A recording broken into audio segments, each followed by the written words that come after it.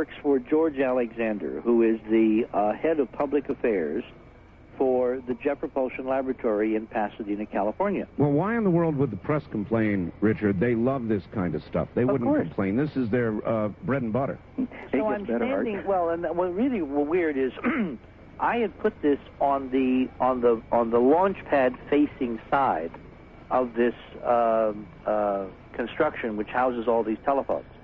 The press, because of the bright sunlight, was on the other side, on the shadowed side, so they could see their laptops and plug them directly into this bank of telephones, which are supported by the structure. Sure. There was a concrete pad where desks and whatever are normally supposed to be, placed, and in front of this support structure, which was absolutely blank, absolutely clear. There was nothing. There was no one. In fact, one of our friends from Florida Today, who the previous day had set up his computer in his little lawn chair in his facility on that side, that morning had moved to the other side, to the shadowed side, so that he could actually see his screen. So there was nothing that anyone could object to because it was below the top of the structure. There was no way it was obstructing the view. Okay, so they were objecting then to the content of the poster. Absolutely, and she said it was disturbing the press. So I stood there, and I was trying to make the point that, there's such a thing as the First Amendment. So she gets more and more adamant and says, I'm trying to be nice about this. Hold that story. Richard, hold the story. We're at the bottom of the hour. We've got a break right here, and we'll be right back. My guests are Richard Hoagland and Ken Johnston, and they'll be back in a moment, and we'll learn what really happened at the Cape when Richard talked about the First Amendment, said, I'm not taking this down. That should be interesting. Coming up next, we'll be right back.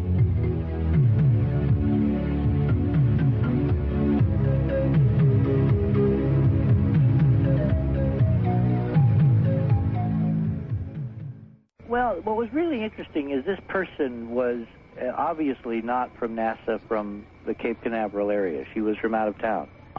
And she was working, I learned later, I didn't know this at the time because I didn't really know her from Eve, but she was definitely of a different mindset than the other NASA people that we had dealt with, who, as I want to say and I want to stress, had bent over backward to be terribly, terribly helpful to the rally and the demonstration the previous day. This person had an imperious air, which I realized later was part of where she was from, which was Southern California, from JPL, the Jet Propulsion Laboratory, which is the source of a lot of the problems on the Viking data for many, many, many years, and on the lunar data as well. And so that the audience understands what you were protesting, Richard, you wanted to be damn sure that the data that comes from this new probe is honest data, not substituted data. Well, what's interesting, Ken, and you can speak to this, is that one of our newfound friends is a member of the JPL contingent, an engineer, who is part of what's called the data support team. That is engineers who format and process and make sure that the data electronically has its own integrity. In other words, there's not noise in it. He had come to the presentation on Sunday night that Ken and I gave. He took a bunch of stuff with him. He had me sign a book, and he shows up at the press site on Wednesday, where we are, and he then is one of the people, because he has the proper badges, who literally takes us in his car and ferries us across the Cape out to Gate 3, where our other people are carrying on this demonstration and this rally. And all the way out across the Cape, we're having this conversation, Ken and he and I, regarding the integrity of the data politically. The fact that, I am very, very apprehensive that something is going to happen to this information somewhere between the spacecraft and the Earth, and the pictures we ultimately get to see, if we do get to see pictures of Cydonia, may in fact not be unaltered pictures. And it was this individual who told us that there are many people within NASA, within the system, within JPL, who are interested in what we have been discussing and saying, and so we basically called upon him and his colleagues to help us preserve the integrity of this data. So I don't want to give the impression at all that this is a monolithic problem. This individual, this woman, works for the Public Affairs Office. Richard, I'm curious, would it be unfair to say there are people within NASA, unnamed, of course, who are suspicious of their own organization or untrusting of their own organization? Ken? Oh, I would say absolutely. Really? This particular individual I wanted to add in there, we discussed at length the way in which false data could be uplinked to the spacecraft and later broadcast back from the recorders on board. And he had this rather surprised look at him on his face when he said, you're absolutely right. It could be done. So, technically it could be done. Right. And I gave him examples, particularly around Mars Observer, where there was an 85-minute period and a resulting very strange set of conflicting information out of headquarters at JPL over the incident for weeks afterwards that he had heard about but had not pursued, and I've actually now had him follow up and try to find out what really did happen in this mysterious period where for 85 minutes after launch 3 years ago, Mars Observer was completely lost. A full year before they ultimately did lose it. And there was a very strange set of incidents, which I described in the update to Monuments, the 4th edition, which has just come out, backed up by internal JPL memos and documents, that all was not exactly the way it should have been with the data that suddenly and ultimately appeared on the spacecraft tape recorders when there had been no data on 2 previous attempts to retrieve it by the Deep Space Network. So by laying on him this precedent, this on-the-record precedent, and having the time as we're driving on Wednesday after the scrub of the launch across the Cape with him as our guide and our official escort, Ken and I did a pretty good job in I believe, getting his interest and his attention and that of people that he works with on a matter that's of utmost importance, which is to guarantee the paper chain, the chain of evidence, the security of the information that we ultimately get to look at from this spacecraft in about a year. All right, well, we already have some data, gentlemen, correct? In other words, some photographs of the Cydonia region. Yes, we do. I'm curious how you think those photographs might be or could be modified in this coming trip. Well, see, this was what was so interesting about this woman and her attempt to tear down this poster, because it was obvious if you stood back and you objectively looked as a member of the press who had only heard funny stories and NASA's claim that it's all tricks of light and shadow, when you see this data for the first time, for instance, John Zarello, who was the CNN correspondent, who I ultimately wound up doing a very extensive piece. Yes. And Ken, I found out today from Gordon Much, right, our esteemed director and camera person, that Zarello is actually putting that piece. He was cutting it today, and it will be in a very extensive CNN piece on Mars to be broadcast the first week in December before Mars Pathfinder is launched. Zarello was handed a copy of the poster, as were many others, primarily due to Ken Johnston's yeoman efforts. Ken makes a very good guerrilla warrior. Because with all of this attention on this woman trying to take down the poster, after I successfully battled her to a standstill, and I'll get to how I did that in a minute, there was a lot of interest that had not been there before. And if you stand looking at this thing objectively, you've never seen these pictures before, you've heard about the face on Mars, you've heard about the pyramids, but you haven't really seen anything up close and personal. Right. When you look at this, it is truly incredibly impressive. All right, what does it say to the person who looks at it? We can't look at it right now. It says that there are three-dimensional structures that are so eerily familiar a la Egypt, that have sphinx and pyramids and complex and intelligence and artificiality so written across them that if we get better pictures, 10, 20, 50 times better from Mars Surveyor, it's going to be darn hard to ignore that this is there. All right, Ken, how much better are the photographs we expect to get from Surveyor? Okay, well, I'm certainly not an expert in photography, but from what I understand, that it'd be about 50 times, 10, 20 times more. One of the interesting things was that they had a program out here this week, this Sunday, town meeting, a local TV program where they had DiPietro was on it. And this was one of the things that he was pointing out, how important it is he was stressing to Lou Friedman that when we do get the pictures back, that they will see in the eye sockets, they will see that there's an eyeball in the eye socket. They'll see that there are teeth in the mouth, which they've been able to bring up with their special imaging process. So we expect we'll see that kind of detail. Unless that kind of detail is masked. And this again gets back to why this woman did not want the press, because we're talking about the focal point for the coverage of the entire mission, all gathered on one 100 by 50 foot strip of lawn on a little, piece of concrete located 6,135 feet from the launch pad an hour before this thing was going up. So I'm standing there toe-to-toe with this person who's getting progressively more angry and more insistent, and she's telling me things like, well, if you don't take it down, I'm going to have to get the Air Force and they're going to eject you. So she did. She went and she got an Air Force, what was it, a colonel? No, second lieutenant. Second lieutenant.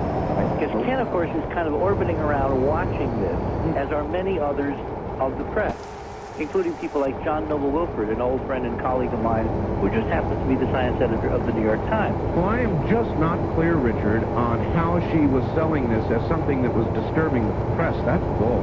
Well, Richard asked that question, and he asked specifically, who is it bothering? And she said, well, members of the press. He says, well, get me someone that it's bothering.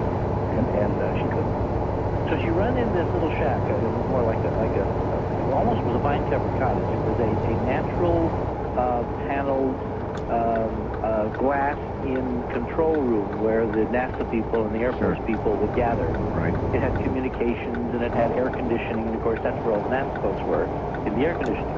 While we were out growing with this brilliant Florida sun, putting on we had 34 sunblock, Ken? Is that what we finally had to do? We did the second day. The first day we got cooked.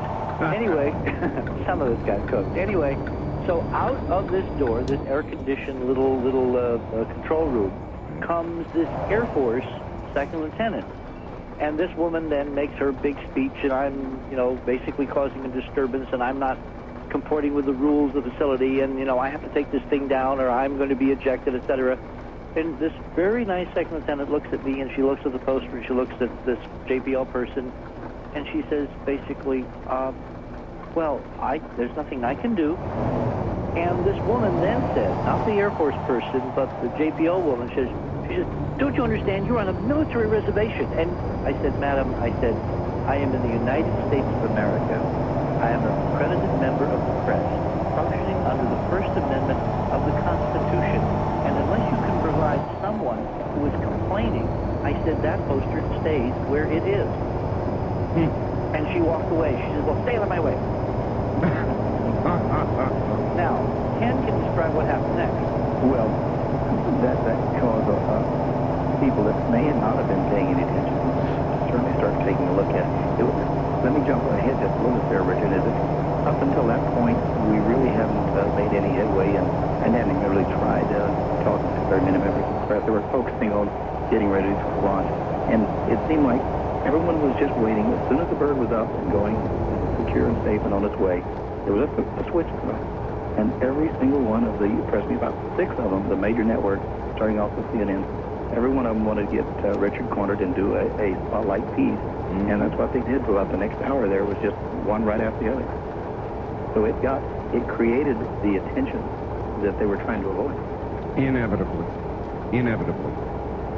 Richard, during these press pieces, were you able to succinctly get across why you were there and what it was about? Well, I think so, because the questions were being posed by people who had never seen this data.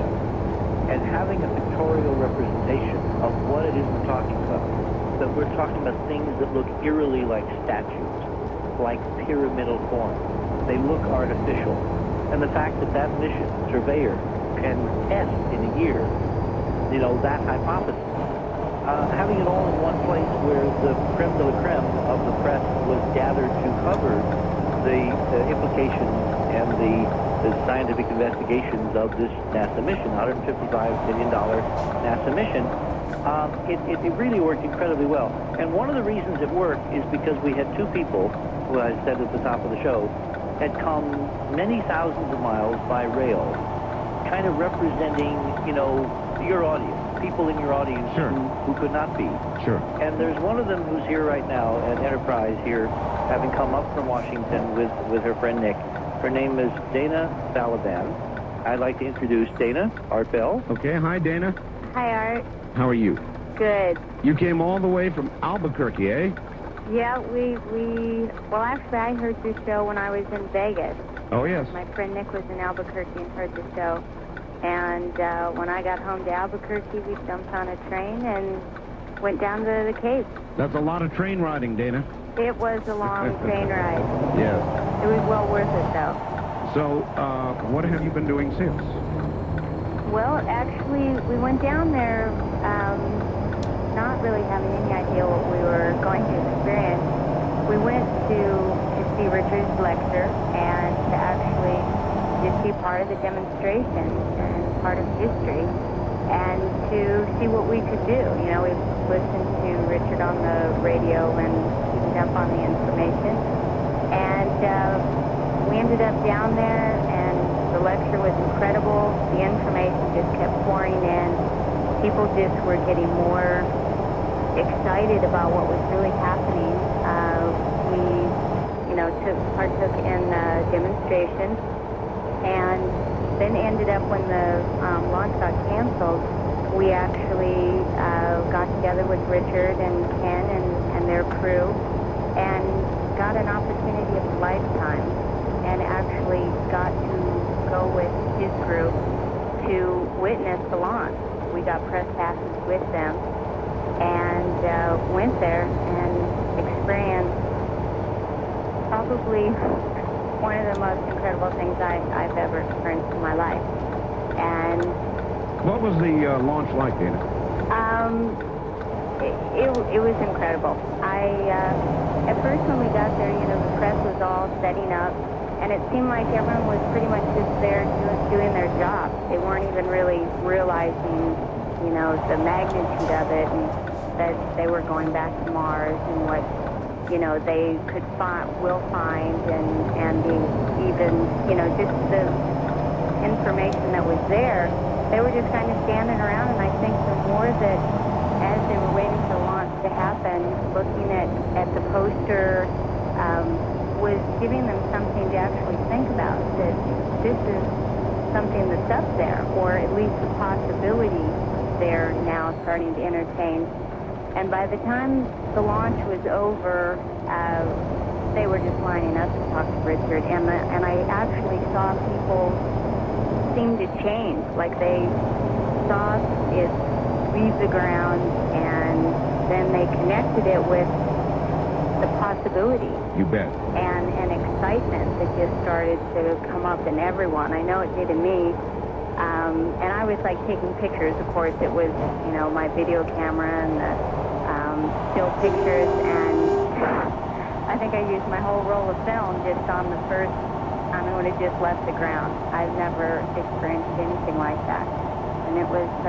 Well, I can understand how the press, after the event, after the thing is finally gone, becomes a small dot, and then it's finally gone, suddenly their attention would turn toward what it's going to do. And Richard and Ken would represent a definite hook, an angle for anybody in the press with regard to something beyond the physicality of the launch. And so I understand how they would turn their attention suddenly to Richard. Yeah, I really think if Rich wouldn't have had his poster and information there, that they probably would have just filmed it and then left and gone to the press conference, and it would not have had the impact that it did with the press, definitely. What about you, Dana? What impact did all this have on you to make you get on a train and go all the way from Albuquerque to the Cape? What in the world was so strong? What was the pull for you, Dana? Well, I would say just the information is, I've listened to so many things on what is happening, and it just all really started to click. And I thought, I want to really be a part of this. And, so many people listen to the radio and they hear this information, and it's kind of hard to really digest it all. And And well, you as one of the listeners, you kind of represent the listeners here. And so you've been there. You've done that. You've actually experienced all of this, Dana, as a listener and now as a participant. After you arrived and you really absorbed all of this and seen firsthand the information, are you more of a believer, less of a believer? How do you feel? well, as far as absorbed it, I am saturated. Definitely more of a believer. I mean, this is real. It's time that people, especially the people that are listening, to really start asking questions, really start looking at things, closer, and to do what they can, to promote those that are bringing this information out, like Richard and Ken, and to really do something, whatever they can to help promote this information coming out. People need to really start asking why and trying to see, So in other words, the reality of it, in front of your face has not turned you away, but more toward it. No, it's been, it makes you want to see more. All right, Dana. Dana, I want to thank you, and we're at the top of the hour. We're going to take a break here, and we'll come back. But Dana, thank you on the part of all the listeners out there who hear Richard. Thank you for telling us all of that. Thank you, Art. Take care. That's Dana, somebody who joined Richard at the Cape. There'll be more. I'm Art Bell, and this is CBC. To our guests, Richard Hoagland and Ken Johnston. Ken's in Seattle. Richard is in Manhattan. Richard. Yes, sir. All right, back on the air we are. Well, I want to wrap up a couple of points about the Cape, because the Cape experience for me was a very important benchmark in the last 15 years. All right. We have been discussing tonight the experience of the return to Mars. Public mission, $155 million the American taxpayer is shelling out one more time with feeling. Sending a spacecraft, an unmanned 2,000-pound robot, coursing through space, spending a year getting there, where if we're all very lucky and we work the politics correctly, maybe, just maybe, we can get a shot at finding out what's really there. And that's what Dana was trying to describe. It's a little intimidating, Art, for people who are not professional radio people to describe their feelings and their commitment and how they react to this. I think a more eloquent description of Dana and Nick's commitment is the fact that not only did they come so far to participate with us in this at the Cape, and then we were able to provide them with the experience of the launch, but they then got on a train and came up here to work at Enterprise, and they're spending a week doing everything from helping with piloting to answering phones to returning responses to people who send in requests for information that we are totally unable on a timely basis to normally handle. Sure. Without several weeks delays. We are intending later this week to go to Washington to do what's called pickup shots around the nation's capital for these video series we're putting together. They have a friend who's a filmmaker here in the metropolitan area who is finding free editing facilities for us, because money is extraordinarily tight in this investigation and getting tighter as we try to do many more things. That successfully was achieved tonight. They are flying a colleague of ours up from Miami to actually direct both the editing and some of the Washington stuff. And then, as if that were not enough, they made the most incredible, generous financial contribution out of their own pocket. And I won't embarrass them by telling you how much, but it is a major financial contribution. So when you ask people if they get it, Art, there are two people sitting here tonight in Weehawken, New Jersey, who unequivocally get it, and I want to thank them publicly and across the nation, because if we had a few more people like Dana and Nick, we would be on Mars tonight. Richard, I'd like to add something to that, Art. What a lot of people were picked up on, and that is the fact that the efforts to go down there to Florida, to be there, to be at the rally, do all that, something that Richard had to put out of his own pocket and everything else. It was not out as a money-making type trip, things like that. Right. And since I'm still really kind of an outsider, I'm not part of that, but we were very fortunate. One person stepped forward and said, "Hey, here's $1,000. See if that won't help defray some of the expenses." And those types of people, someone's looking for a way to help. I mean, gosh, let your money put your money where your mouth is. Mm-hmm. Well, that's very nice, and I'm glad there are people helping out. And it is interesting to hear it from the point of view of a listener, somebody who had just been a listener to the program and actually took the step and got motivated and went down there and became part of it. So it's very interesting. It was very interesting, indeed, to hear from Dana. All right, Richard.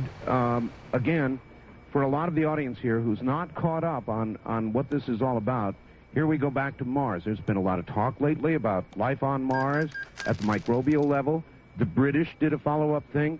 Life on Mars, they say, at the microbial level, and people are now beginning to speculate about the possibility of more. Now we've announced this mission to go kerplunk onto Europa and blow a piece of Europa into orbit about the moon and gather it up. And there's a lot of strange things going on out there, and I wanted to ask you about those. Well, it's steamboat time, as Mark Twain said. For those who have just joined our far-flung and expanding radio family, voyaging into the interstellar darkness, what we're talking about is basically testing the hypothesis that the human race is not alone. That out there in the solar system, even as we speak tonight, all across this darkened continent and far beyond, there are ruins left by someone a long time ago. Ruins that have been photographed by unmanned and even manned NASA missions, those to the moon, that our space agency, for very interesting and arcane reasons, simply has not got around to telling us, in fact, exist. And the reason that Ken Johnston and I, joined by Nick and Dana, went to Cape Canaveral last week with demonstrators on both coasts at JPL. On Wednesday morning, there was a contingent of about 50 people from the West Coast who showed up outside the gates of the Jet Propulsion Laboratory and had a very successful demonstration headed by David Laverty and Ken Thea and Jim Grusrud and a few others. Aaron Johnston was there also.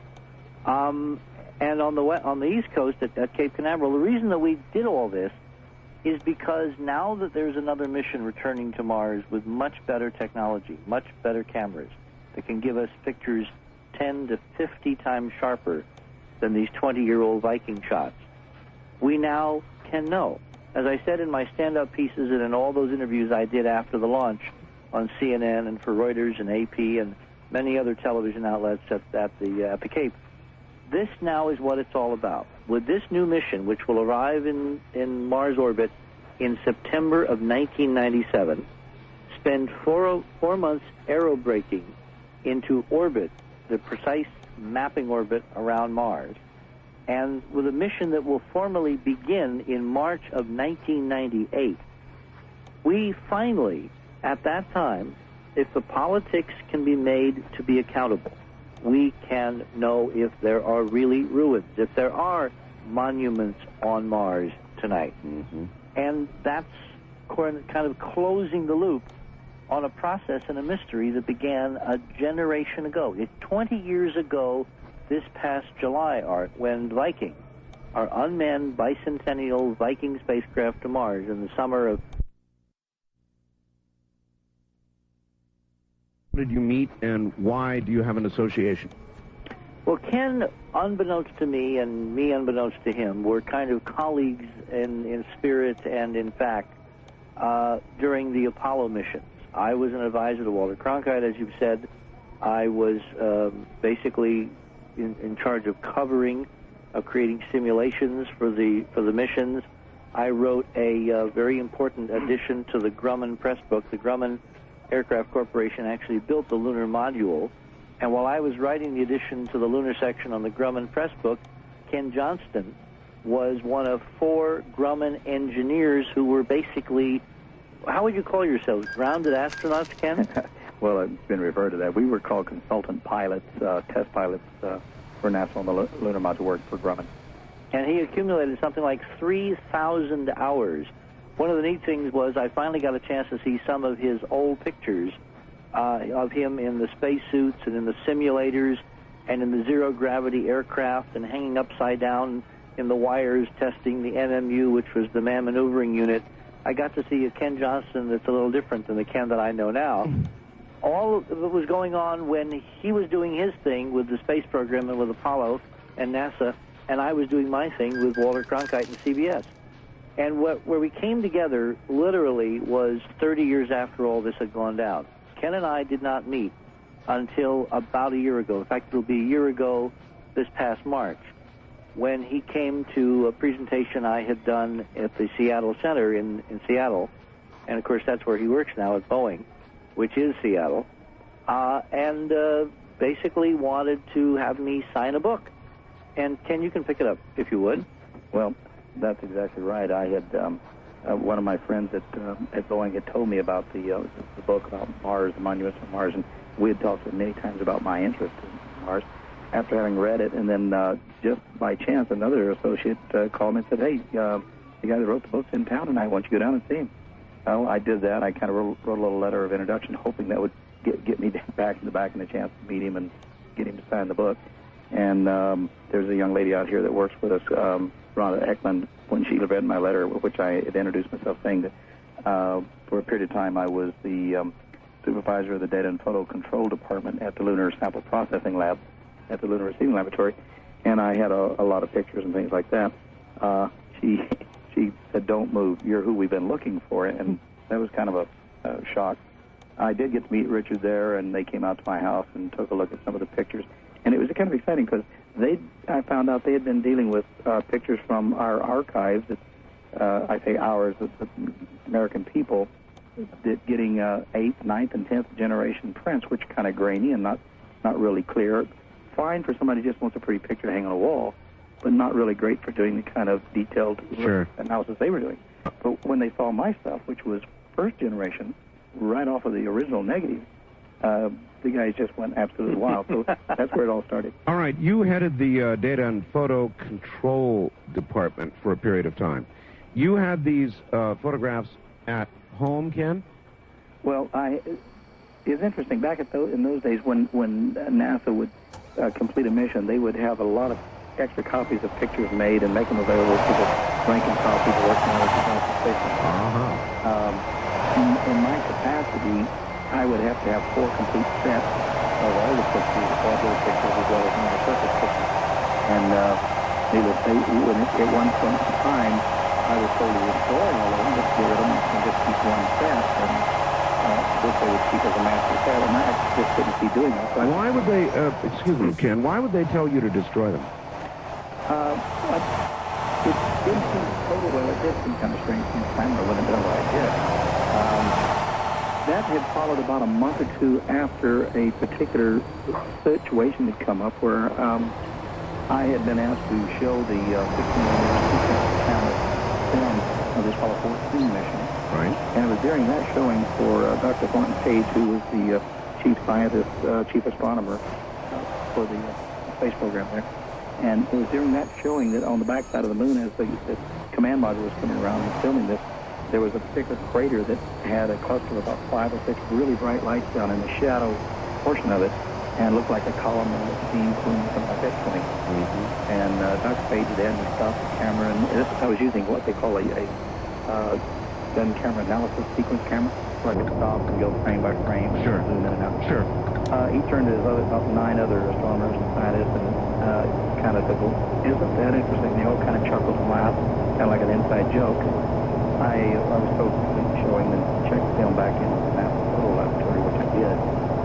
The next day I had to check the same film out and show it to the rest of the ranking column at the main assembly building we had at JSC. And I was excited telling the guys, "You can't believe what's on the backside of the moon."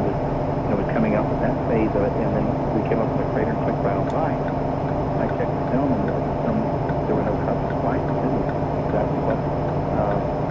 In other words, you're telling me that same shot wasn't there? That's exactly right. Oh my God! And it vanished. It vanished. The only way they could have done it, Art, is that they would have had to have cut out that section and then duplicated the film so that it looked absolutely pristine. Overnight, 24 hours. So It was Well, that's incredible. See, that just underscores everything that Richard says. And, I want to believe that NASA is honest, but after you hear this sort of thing, it's really hard. It's hard to believe. And then when did this order to destroy? I mean, I can't believe what the justification could be for destroying archives of film. Let me interrupt for a second. Yeah. Before I went with Cronkite, before I became a NASA consultant, long before, I met Ken Johnston or was interested in any of this stuff, this is 10, 20, 30 years ago, I was in the museum field, Art. I was curator of astronomy and space science at the Museum of Science in Springfield, Massachusetts. I kind of cut my teeth on science at the museum level. Mm-hmm. Later, I was the assistant director of the Gengras Science Center, which was a big natural history museum in West Hartford, Connecticut. And then I went on to be head of special projects at Hayden Planetarium in New York City. And in each of those three capacities, if NASA people had come to us and said, we got some film we want to get rid of, would you take it off our hands? Yeah, we're going to have to throw this away if you don't take it. We would have done anything for a set of these priceless second, first generation films from orbit on the surface. When Ken told me a year ago when we met that he had been instructed by Michael Duke through the chain of command at Johnson to destroy, to get rid of 4 complete sets of the Apollo legacy. That's unbelievable. I was dumbfounded. I was stunned. These were original 70-millimeter Hasselblad film strips that were taken right from, who had been second generation, made copies made directly off the original. And but I did wind up taking one complete set. I told my manager, Bud Lascala of Brown and Root Northrop, that I said, you think they'd mind if I were to donate a set of these to my alma mater, Oklahoma City University? Can I ask you to get right into that phone and speak up for us? Oh, okay. I'm sorry. I'm a little bit hoarse here, so I'm doing the best I can. I told my manager, Bud Lascala, of the Brown Root Northrop Company at the time, that I said, why don't I just go ahead and donate a set of these to my alma mater, which was Oklahoma City University. And he says, I don't care what you do, just do what you're told and get rid of them. So I dutifully did what I was told, only I put them in a bag and took them home, and a few months later had an opportunity to go to Oklahoma City University and speak at their mid-year institute, and at that time presented them to the president, Dr. Dolphus Whitten, and it's all written up in the school newspaper and all that, so there's quite a paper trail on that stuff. Don Wilhelms, who is one of the official geologists whose source data in his book published by the University of Arizona Press, To a Rocky Moon, we cite in terms of the Apollo data that we're going to talk about later this evening. Wilhelms, in his book, described a very disturbing incident to him, and he's one of the guys that's completely oblivious that there's anything unusual going on in the entire Apollo program, but he raises his head up and he makes note in his book that he actually saw NASA people at JSC dumping photos and maps and flight plans and other priceless data in dumpsters at the Johnson Space Center back at the close of the Apollo program. And I know for a fact 2 years ago when I took 8 of our people to the National Space Science Data Center in Washington, D.C., out at Goddard, that the head of the lab there told me that he had been instructed to get rid of a lot of stuff that they had, and he was just dumping it in dumpsters because they couldn't think of anything to do with it. So it's not that it was 30 years ago, Ken. It's still going on, and this priceless legacy is being nibbled to death by ducks. It is literally being frittered away by mindless bureaucrats who haven't a clue as to how valuable this is to the American people, or, what's worse, who are being controlled and manipulated and inspired by people who do have a clue and basically want this legacy to go away. That stuff cost us, the taxpayers, a lot of money. A lot of money. $1969. That's incredible. And Ken, again, there is no question about the fact that you showed a film to one group of astronomers, I think you said, right, and then went back the next day, checked the film back out again, and that which they had found so amazing, which you were prepared to call attention to, was gone. That's correct. Gone. That's correct. Now, All what's right. important is that the gentleman that he keeps referring to, Dr. Thornton Page, who I knew and worked with in the same time frame for separate reasons, but Thornton Page and I were friends. Dr. Page was a member, Art, of the original Robertson panel. All right, hold it there. We'll come back to this, Richard. That just blows me away. Look, if you can't believe them once, then in my opinion, that lays a foundation for why you shouldn't believe them twice. We'll be right back.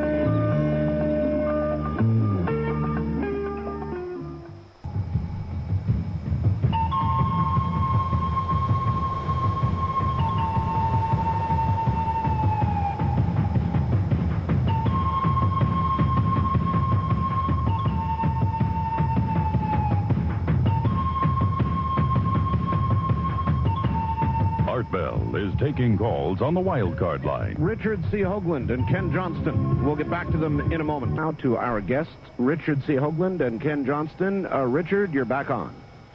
Well, we were, before the break and before the news, we were talking about how when Ken was at Johnson Space Center, at now the Manned Spacecraft Center, or actually it was then the Manned Spacecraft Center, now it's Johnson. As head of data, he was instructed to get rid of, to destroy, multiple copies of this priceless original Apollo data. And as you said just before the break, you know, if you can prove that they have done strange things, then in terms of future representations of the authenticity or the accuracy or the integrity of the NASA data chain. Look, I'll put it more strongly, Richard. If they'll screw with you once, they'll screw with you twice. And if they'll modify or destroy data once, they'll sure as hell do it again. Well, the thing that was so interesting to me is that there we are at Cape Canaveral. We're surrounded by working members of the press. We have our own camera crew. You know, we have lights, we have sound, we have technicians, we have directors. I'm, you know, doing basically network kind of stand-up pieces in front of the rocket.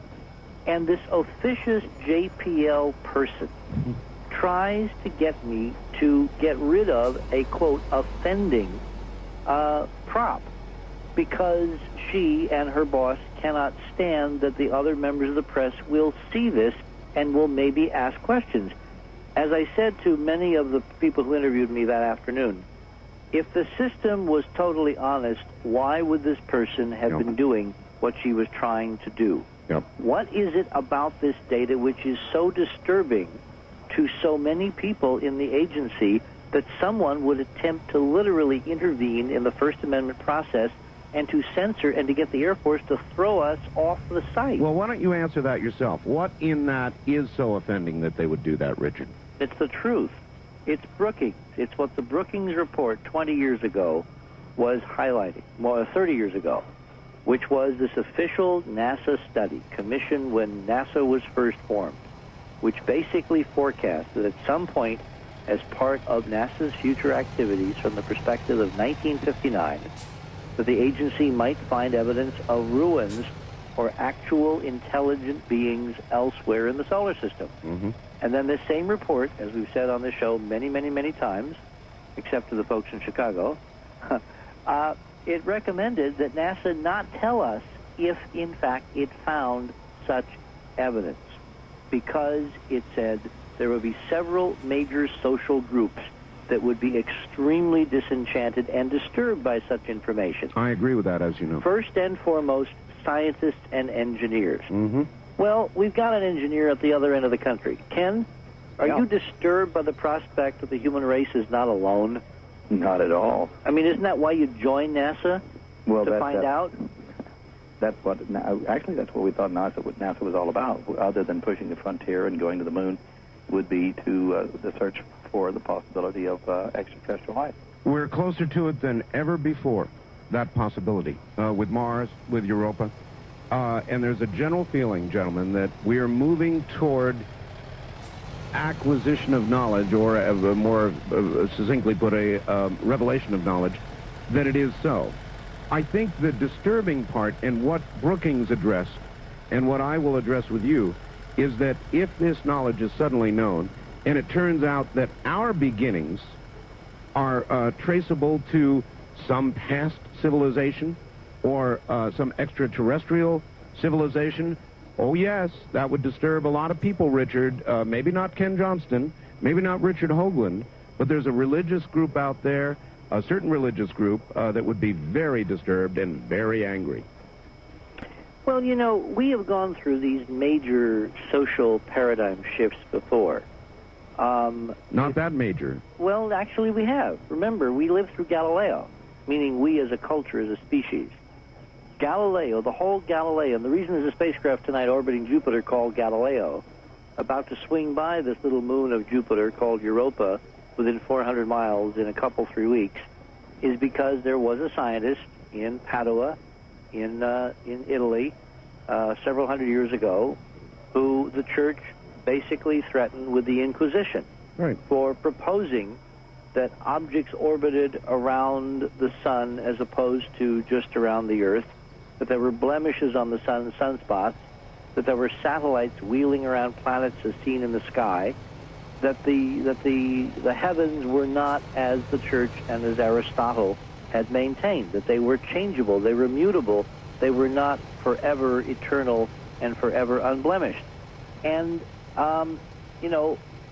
what ultimately happened is that Galileo's perspective turned out to be right, and the church actually apologized to Galileo. There was a formal apology published in, among other places, the New York Times several years ago. Belated, yes, but it eventually came, and there are millions upon millions upon millions of members of the Roman Catholic family all over the world who did not leave the church, did not break with their faith, did not, go through agonies of indecision that Aristotle was wrong and the church had made some egregious errors. They absorbed it into their view of life, of history, of yes, but Richard, the way things are. That's a physical difference, and they were able to absorb that while hanging on to basic tenets of what they believed to be true from Genesis. Now, the material that you're fooling with threatens to tell a different story than is told in Genesis.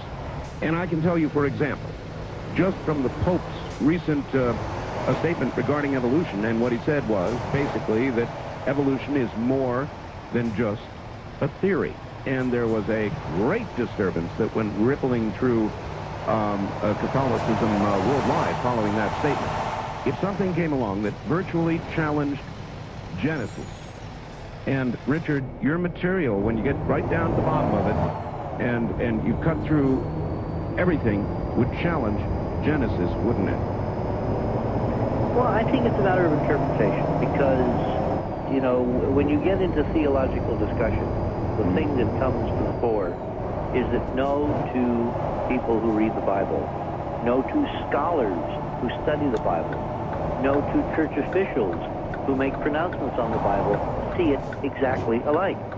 There are libraries filled with different interpretations of biblical material, Genesis notwithstanding. So the fact that I have a personal view and the culture and the world and science has another view of the same material. I mean, we have very sharp differences. When I say we, I mean members of the human family, even now, without there being proof that the human race is not alone. There are, in fact, in ecclesiastical circles, in religious circles, discussions held every day about a whole series of other conscious entities, other beings besides human beings, ranging from, angels to demons. The concept of the human race as a conscious group of beings, as a set of entities, is all by its lonesome, is all alone, is in fact wrong. Religious tradition, religious history, religious teachings discuss a multitude of other consciousnesses in the universe besides humans. All right. So if in fact we find that there are other fallible, mortal beings who have evolved on planets, remember Pope's now saying evolution is more than a theory, other than the Earth, it really is not going to throw a huge monkey wrench into most people's perception of the relationship to church and God and country.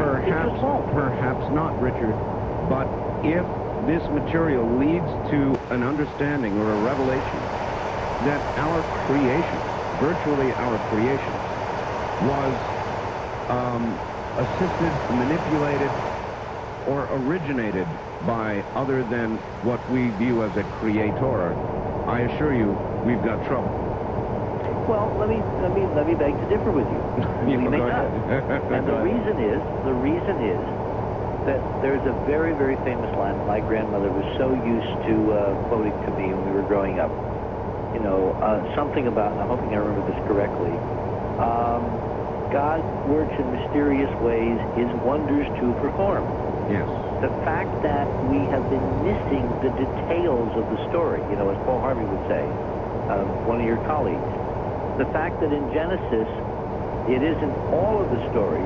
I used to always, when I was growing up, wonder why there wasn't a technical supplement to Genesis. For some reason, I really wanted to know the details of what happened in those 7 days. That's obviously why I went on into the sciences, because I like the details. If, in fact, as this drama unfolds, if we get new pictures that confirm, without screwy politics, that there are ruins on Mars and there are structures on the moon, and the solar system has had extraordinary previous activity by intelligent beings, maybe us, maybe not us, to me, it only will add and enrich to the bare bones of the story that we have been given as to who we are and what we are all doing in this place. And the idea that truth can somehow conflict with truth, I find almost paradoxical and almost impossible. It's like, you know, believing 6 impossible things before breakfast. The fact that we would have details of who we are and how we got here. If you believe in God, if you believe in a creator, then those details cannot fly in the face of truth with a capital T. They simply can add to truth. It means we've been giving the Reader's Digest version of who we are as opposed to the full version. Well, it is a very liberal interpretation indeed to imagine that our creation was at the hands of a gray or a Martian or a very ancient... Art. You're buying the wisdom and the folklore and the stuff that's going on out there. I'm not sitting here tonight. No, I'm not, Richard. Over the years, I have talked to so many people who are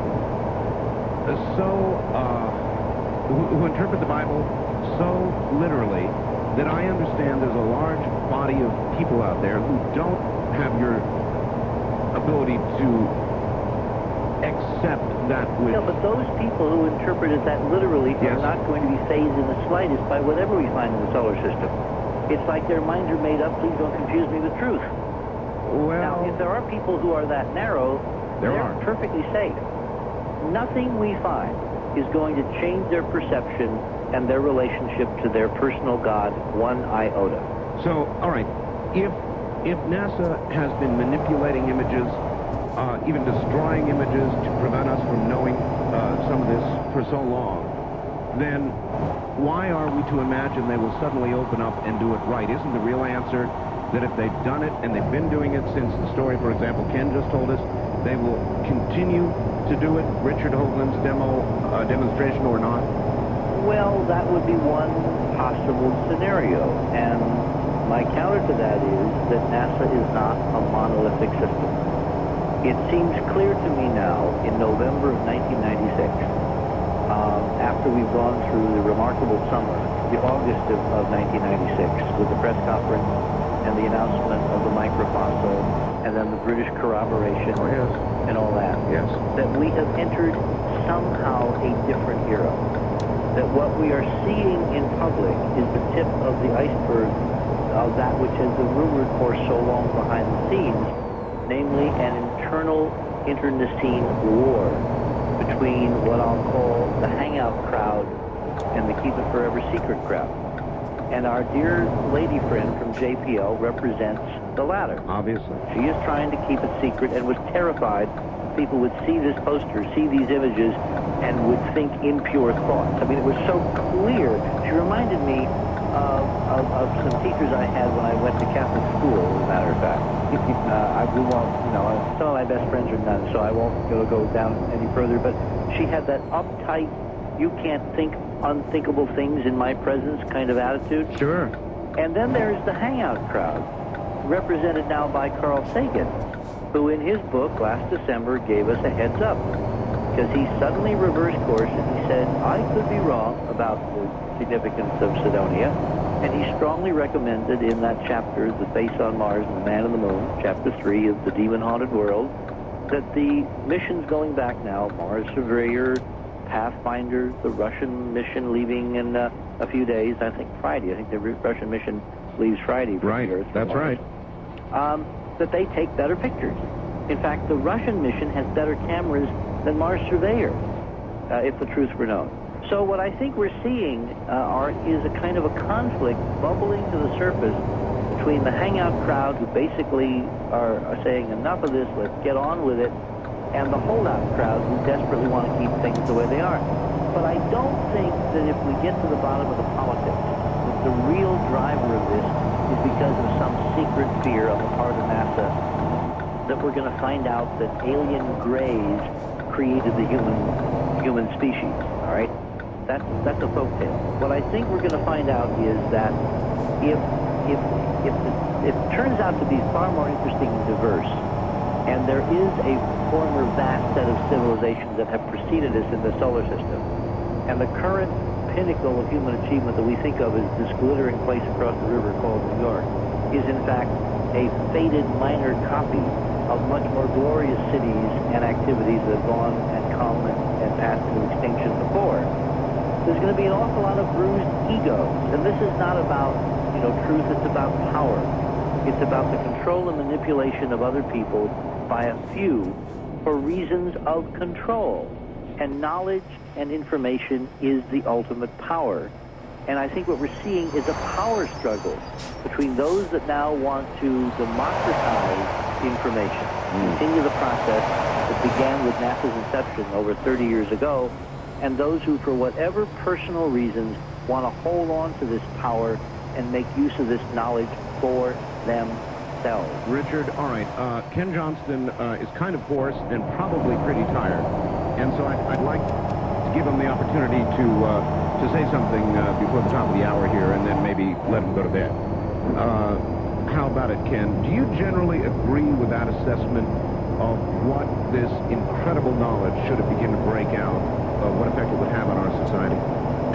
Well, to some extent, having a fairly good theological background as well, as you may have seen in my resume. Yes.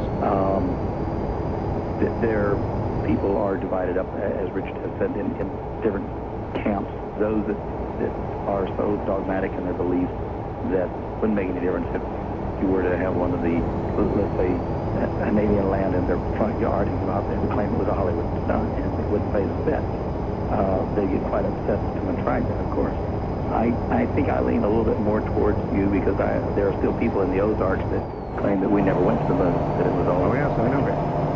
So I think we would see a bit more of a conflict going on with that, although there was a book that was just recently published that I wanted to get into later on in the program that might challenge a lot of the established Judeo-Christian beliefs. All right, well, if you want to stay on, I'm perfectly happy to keep you on. I just thought you sounded kind of tired, and so I was going to give you an opportunity to bail if you want to. If you want to stay around, we're going to be here, and you're welcome to stick around. Well, let me ask Richard, do you think that I need to stick around for that the other part of this stuff? Well, we have to complete the story of what we presented at Brevard. I guess I better stick around then. All right. You can't do it without me. You see, I do, apparently, we agree somewhat, Richard, Ken and I do, that I'm telling you right now, Richard, just take this as a working hypothesis. If something came down and some little guys walked out, there would be enough people who would regard these little guys, wherever they were from, as devils, as agents from the devil, whatever, and they would take their shotguns down and fill them so full of lead before any of you scientists... Oh, wait. It's a far cry from little guys coming down to looking at ruins on a set of official pictures taken on another planet millions of miles away from your backyard. True, but... Ruins represent extinction. Yes. They represent someone who is no longer home. Yes. They're very, very, very safe. A ruin never attacked anybody. It's the knowledge that we are not alone that people seem to be threatened by. Mostly people in positions of authority and power and influence, not the rank and file. The rank and file gets on trains and goes 10,000 miles to find out. That's why I wanted Dana and Nick to talk to you tonight. Some of them do. Some of them call up talk shows and say, you're doing the devil's work. You're going straight to hell, and you're going to burn in hell for the rest of your life for what you're doing and what you're saying. It's heresy. Now, you've got to understand, there are those people out there, Richard. I hear from them all the time. I know what I'm talking about. Well, I'm not saying they don't exist. I'm saying that you don't predicate an entire culture based on the fearful minority who are fearful of any kind of change and are threatened by, an expanding, evolving, realistic portrayal of who we are, where we have come from, and where we are going. All right. Hold it right there, and we'll be right back to you. We're going to take a break here at the top of the hour. My guests are Richard C. Hoagland in Manhattan and Ken Johnston in the Seattle area. I'm Art Bell, and this is the CBC Radio Network.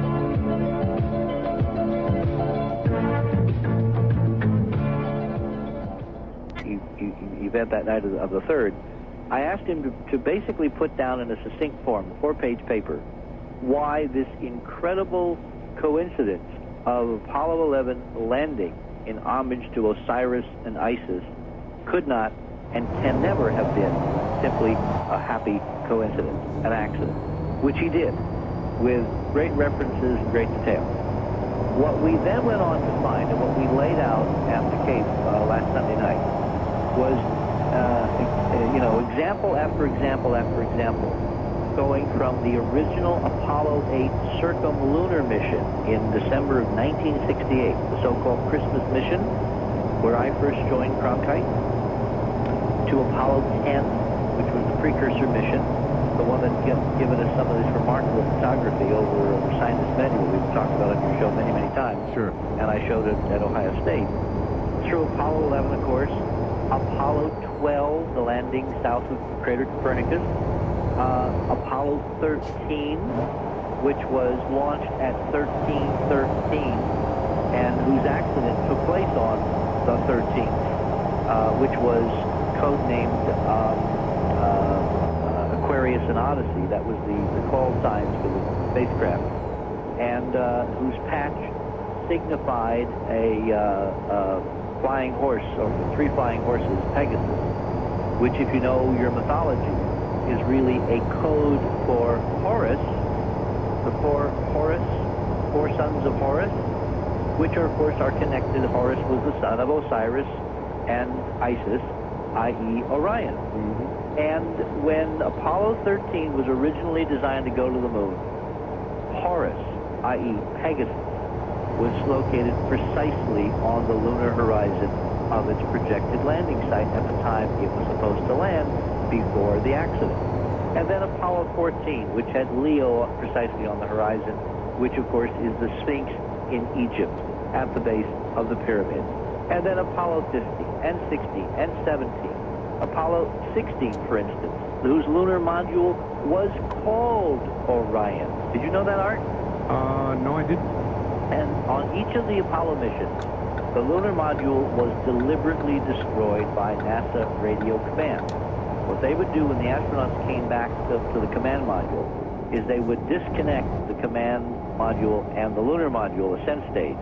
And then by radio command from Earth, they would direct the lunar module to deorbit, to burn its rocket engines briefly, and then plop it back down on the moon's surface to cause a shock wave, which would then be used to trigger the seismometers to measure moonquakes, to basically give a kind of a CAT scan of the upper portions of the moon. Right.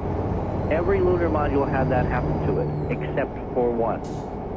And that one was the ascent stage of the Apollo 16 lunar module, which was called Orion. And we flew to the moon under the banner of Isis, Osiris, and Orion. It's the official pact.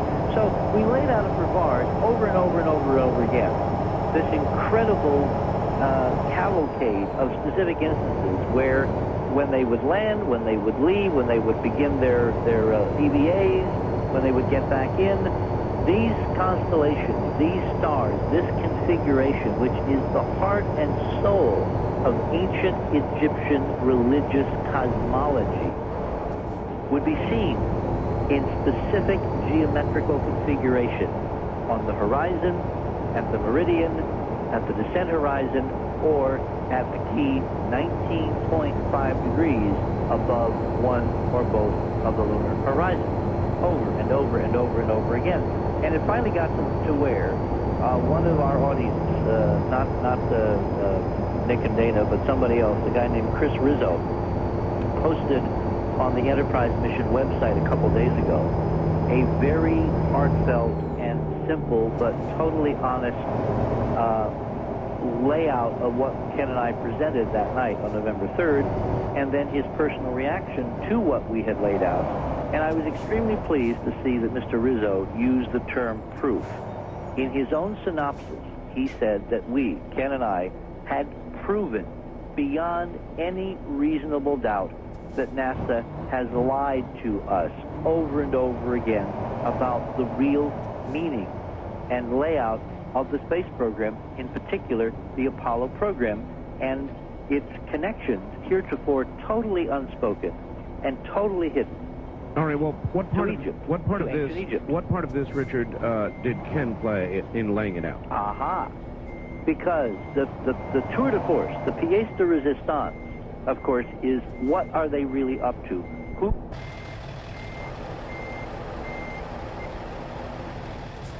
By the way, intrinsically to the work of Hancock and Bavall and many other researchers who are now looking and writing and discussing in conferences all around the continent and the world, the fact that it's beginning to seriously look as if we are not the first, that we are heir to a prior, very sophisticated, global, perhaps solar system-wide civilization that came to an abrupt and tragic and shocking, catastrophic end, at least on this planet, circa 13,000 years ago, which is referred to in the ancient Egyptian text, the so-called pyramid text, as the Zep Tepi, the first time. It's referred to in the Platonic material that comes down to us by way of Greece from the Egyptian priests, one in particular, a gentleman named Solon, by that fabled mythological name, i.e. Atlantis. The first time the prior high civilization could be codenamed Atlantis. Now, we all thought, at least those of us who ever thought about this, that Atlantis maybe was one point, one place, one civilization in a very remote time, if it existed at all. And it was supposed to be localized to a set of islands that sank overnight in some catastrophe somewhere beyond the Pillars of Hercules. That's the way it came to us by way of Plato and his Egyptian connections, right?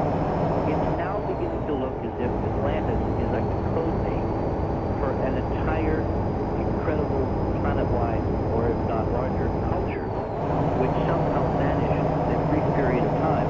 And all we have left from that epic 13,000 years ago are a few bits and pieces of reconstruction of myth and legend and folktale to try to assemble what that other history might have been like. And maybe, just maybe, we've got a set of ruins out there in the solar system where we can go to someday and find real libraries and real data and real clues. Maybe that's a reason why the guys in power don't want us to know any of this stuff, because it might upset our perception of who we are and how old we are and where we have come from, as we said before. Well, what Ken was able to do is now, with his background and his expertise and his avocation as a participant and a functioning member in good standing of a brotherhood dedicated to enlightenment and to expanding the consciousness of Homo sapiens. It turns out that the brotherhood to which Ken, apart from being a NASA engineer and his other activities, belongs to, appears to be part of a tradition that also traces its human side back to ancient Egypt, and it is called the Free Masonic tradition, or Freemasonry. Ken is a, 32nd degree Mason, right? Are you now, Ken? Yes, ma'am. And it looks as if, and that's what Ken provided at Brevard, and we'll do across the break, the evidence that some of the people involved in planning this incredible Apollo tableau, and not telling you, seem to be, in fact, members of the Brotherhood of Masons. All right. Hold it right there, gentlemen. Also, if anybody saw the CNN piece that aired about 12:05 Central Time on Richard Hoagland, I would appreciate a fax outlining exactly what they said.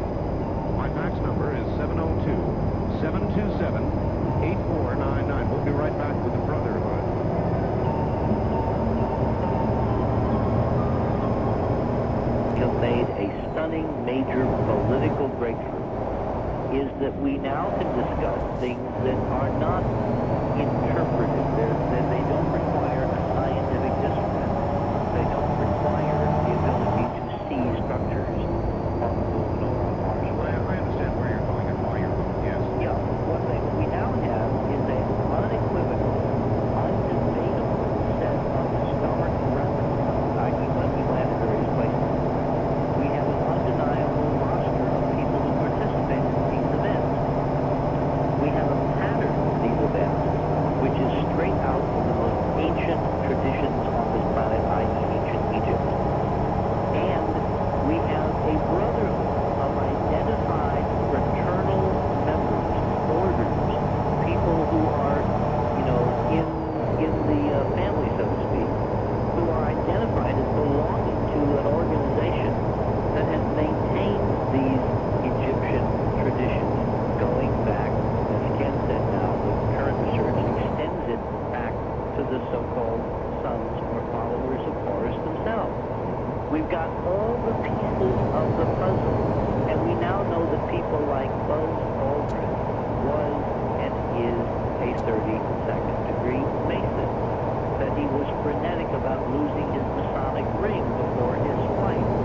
We know in his own words he conducted a ceremony 33 minutes after landing, while Isis, i.e. Osiris, was 19.5 degrees above the eastern horizon, to someone or something there in the lunar module with Neil Armstrong on the moon. We know he took the flag of the, Southern, give me the title again. Right, it's the Supreme Council of the 33rd degree of the Southern jurisdiction of the United States of America. He took this flag to the moon, and when he came home, he presented it in a very visible ceremony to the, hierarchy of this Grand Council in Washington at the temple, and we have the photographs, and we put them out at Brevard. We're going to put them up on the website. So the net is drawing tighter and tighter and tighter. We now know that Kennedy's hand-picked head of the entire space program, James Webb, was a Mason.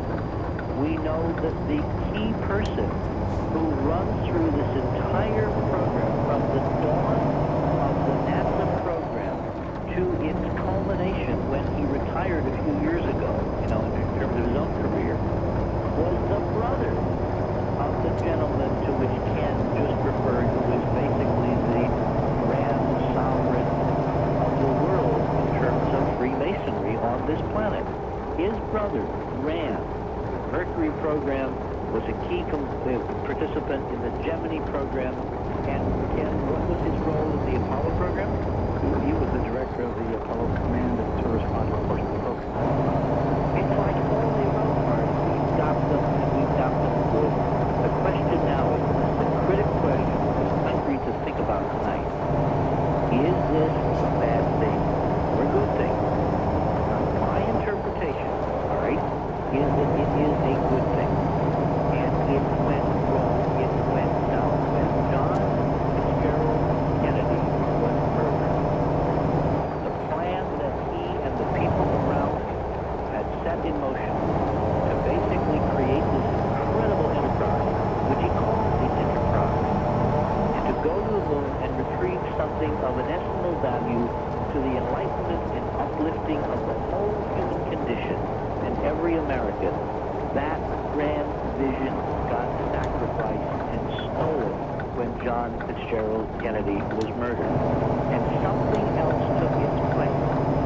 And the people in the system who were Masons, people like Buzz Aldrin, who were participating, did not realize that their own dream had been stolen, that their own participation in this grand plan had been subverted, had been sabotaged, had been taken over by a talent coup, by something else. And I think in response to the facts that I just got that was sent to you, by the way, your fax machine is ringing, and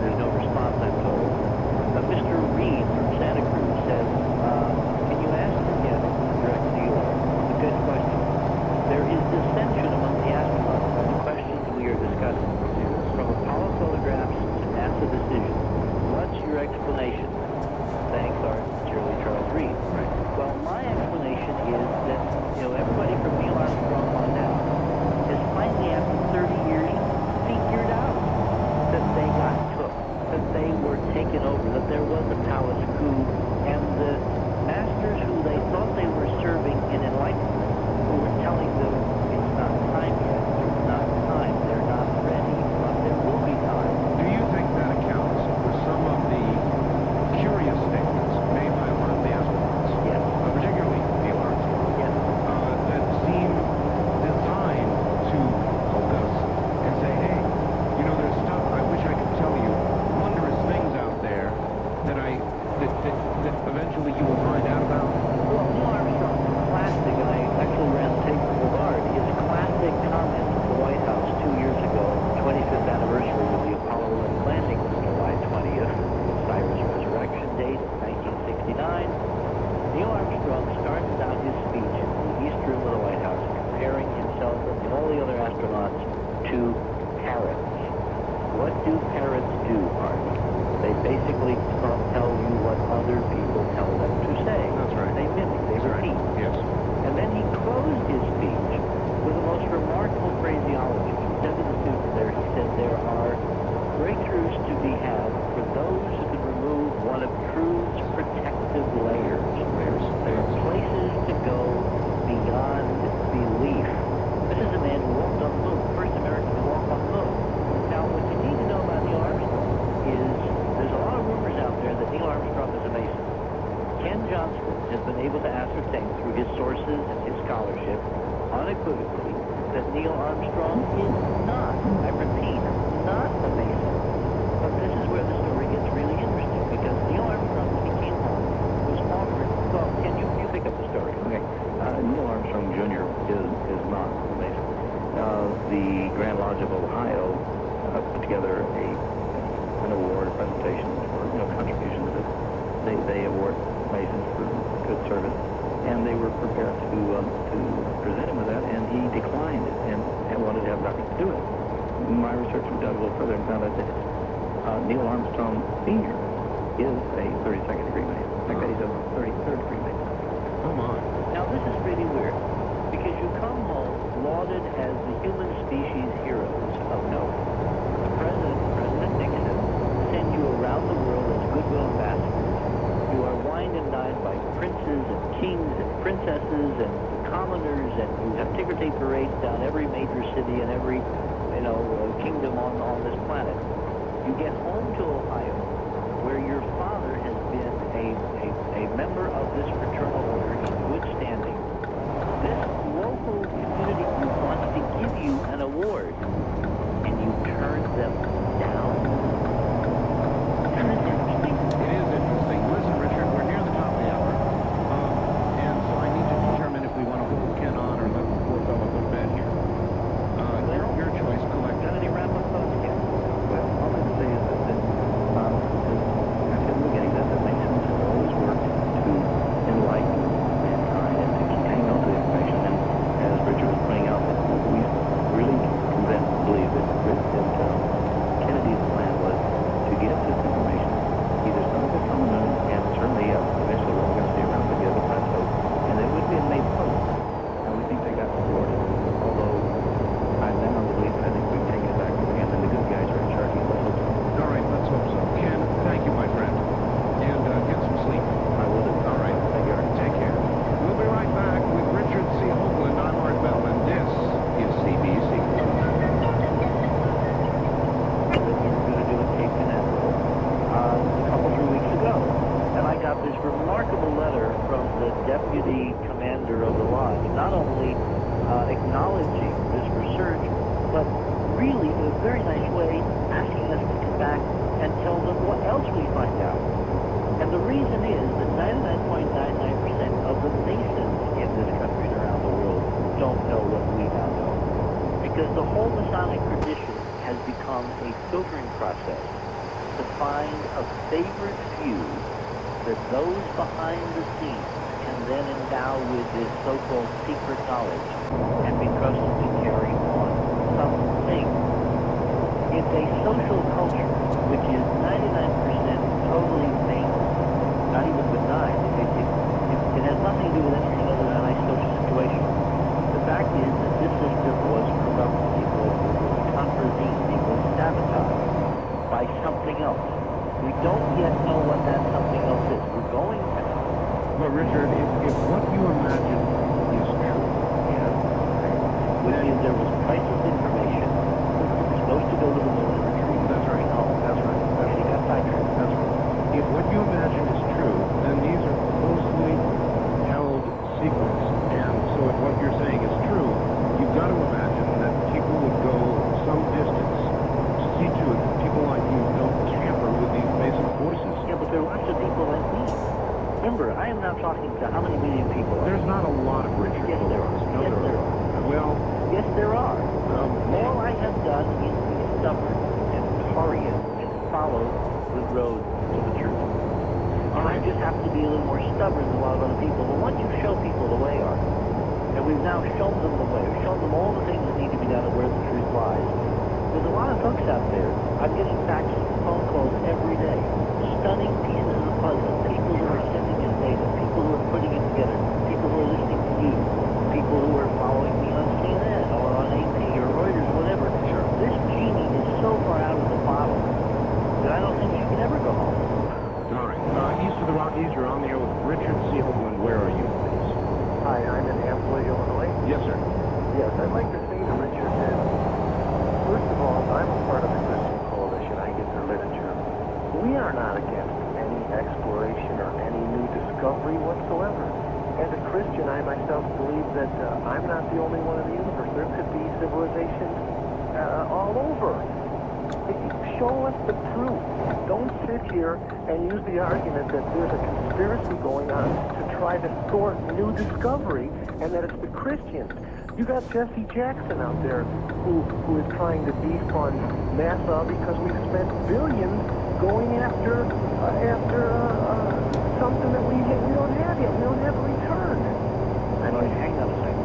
I never said the Christian Coalition. You mentioned the Christian Coalition. You said that there's groups out there that don't want to know. Let us be fair. A columnist in Los Angeles. That's right. The facts to Art. No, he's correct, caller. That was from a columnist in Los Angeles. I've got it right here. And Richard did to some degree agree with his position. He said he's got a good point, but the comment came from the columnist. Okay, so here's my question then. Is this? If you tell me who, then if you agree with that, you tell me who in the Christian Coalition, like Ralph Reed or Pat Robertson, which one of them, and there are spokesmen. Well, actually, it was Pat Robertson. And what did he say? When I was in Litchfield, Virginia, some years ago, right after Monuments book was first published, a number of press people wanted to interview him, and a very bright reporter and producer for CBS, Christian Broadcasting Network, brought a crew and came down to the farm where I was living in Litchfield, and spent 2 days doing a very, very good piece, probably the best piece that we had done on this in terms of network television. It was done at that point by CBS. They went back and put it on the air. And I invited this reporter to come to Goddard because while he was there at the farm, we literally got the call from NASA, from the Goddard Space Flight Center, for me to come and do the first of the series of official NASA briefings in December of 1988. That call came in when Pat Robertson's own director and reporter was there doing the story on my work. Okay, Robertson, let me finish the story here. Robertson, when he found out about this, according to this reporter, was so freaked out and so upset that he forbid his own reporter and director to come and cover it at Goddard, and the man has not talked to me since. You make fun. No, wait, Art, let me say this. This is all conjecture. No, it isn't. That's not It's not reporter. conjecture. You asked me for names, I gave you very specific first-person experience, and you're rejecting it. No, because you have no proof. This is just hearsay. No, it's not hearsay. It's not hearsay. It's eyewitness evidence. It's first person, caller. At least give it that. He's saying, here's what occurred. I have the tape of the first interview. They've never come and done a follow-up story. Okay, so Pat Robertson has passed around memos saying that we will never darken their door again. This reporter was forbidden from coming to Goddard to NASA to cover our presentation there. Now, this is one individual. I'm not saying that Pat Robertson speaks for Christians. I'm just saying that Pat Robertson, as an influential person who ran for president, has a political perspective, which may or may not be theologically influenced, and he doesn't like this data. Wait a minute. Let me speak for myself then, as a born-again Christian. Well, that's different. Okay. I am not afraid of any discovery that you supposedly have. You come on this program, you come with conjecture, as you and Arthur said.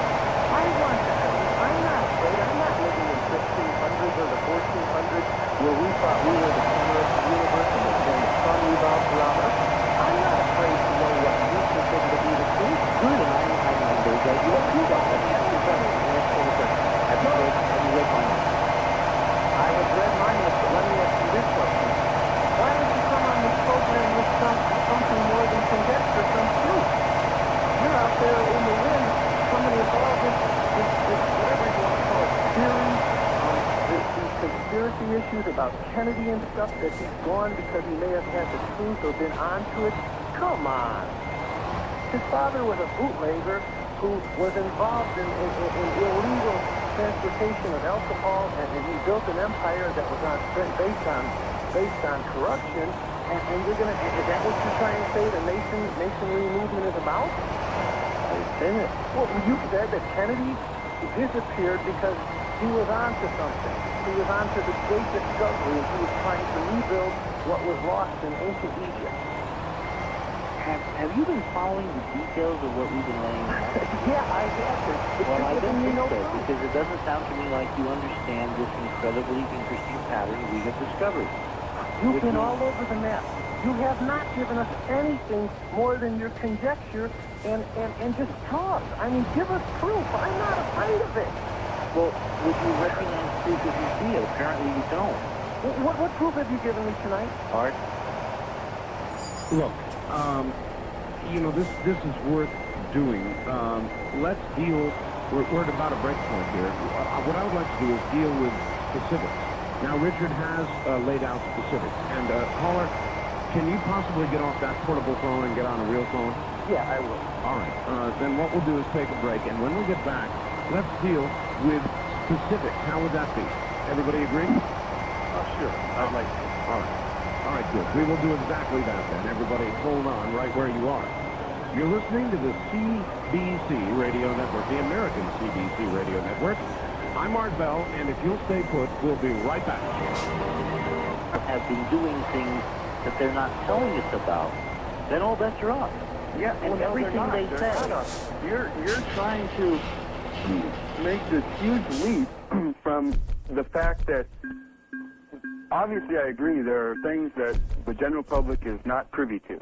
But that doesn't mean that because we're not told everything, you make this huge leap as to what it is that we're not being told. All right, let me stop you. There's no solid evidence for that leap. Caller, hold on for a second. Respond to what Ken Johnston said. He was a guy on the inside. Here's a guy who had film changed on him. Film showing an anomaly, suddenly gone. He had orders to destroy photographs. How do you respond to that? I wanted to respond to that, destroying of the photographs. An agency... You guys had a big misunderstanding about that. What he said is that he was told to destroy the extraneous copies of photographs. He said he kept the master set of copies, and all the ones that were working copies that were no longer needed, he was told to destroy. Now, what's wrong with that? That's perfectly natural for anybody. Well, I'm not going to put you in touch with any library. All right. Yeah, no, that's not perfectly natural, and what occurred is not at all perfect. I don't know where he came up with that. First-time caller line, you're on the air with Richard C. Hoagland. Hi. Yep, Art. Would it be all right to mention a book? You mention a book? Yep, it's called The Wars of Gods and Men by Zachariah Stitchin. Oh, I know Zachariah. I've interviewed him. Part of his Earth Chronicle series. Yes, that's a very good book, and he's one of only 200 people that can translate the Sumerian text, and they have a very good scenario in there of the origin of man. All right. Well, I guess that sort of follows where you're going at the moment, Richard. West of the Rockies, you're on the air with Richard C. Hoagland. Hi.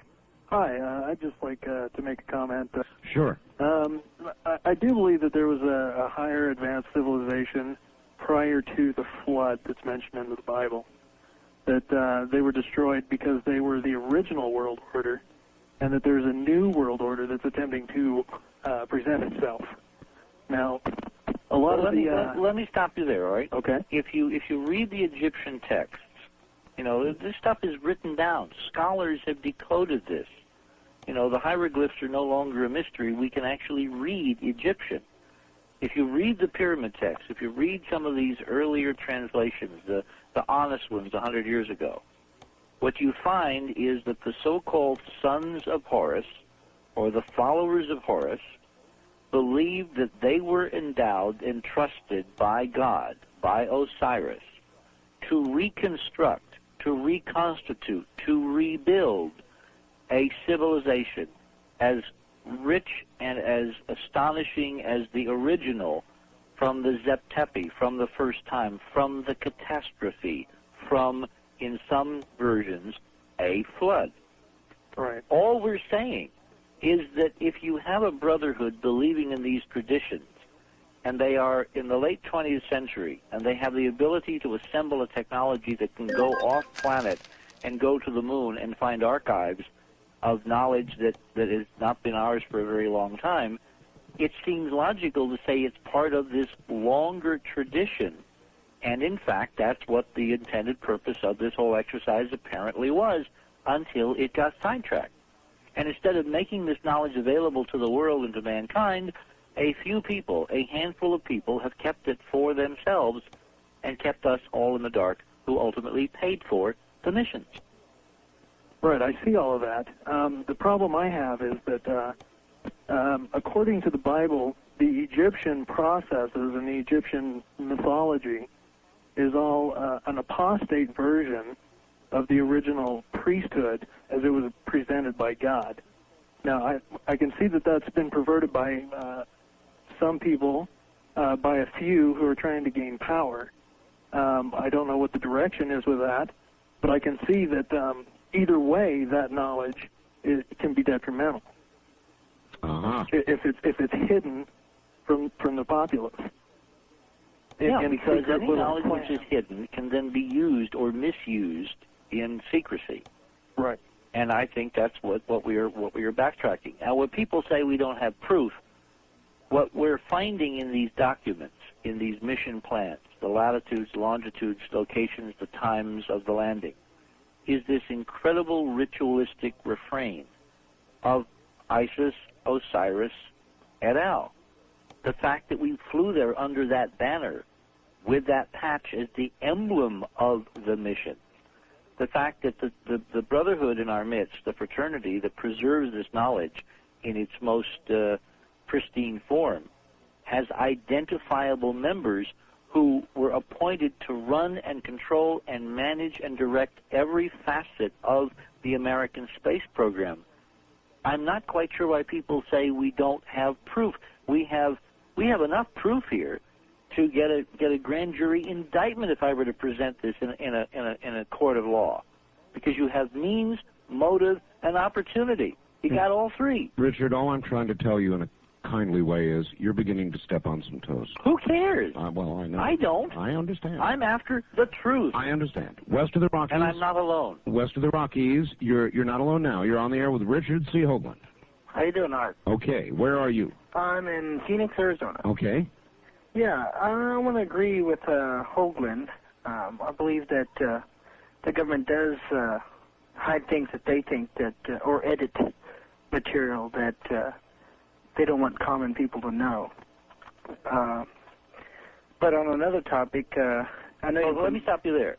Okay. Under a constitutional republic, are you willing to stand for that? No, I don't feel that they should hide any information or edit material that is other than the truth. I think that we need to decide on that. Yeah, but you can't decide unless you know it, right? Yeah, that's true. I mean, what we're trying to do in this process is to unravel the skeins and the threads of deception.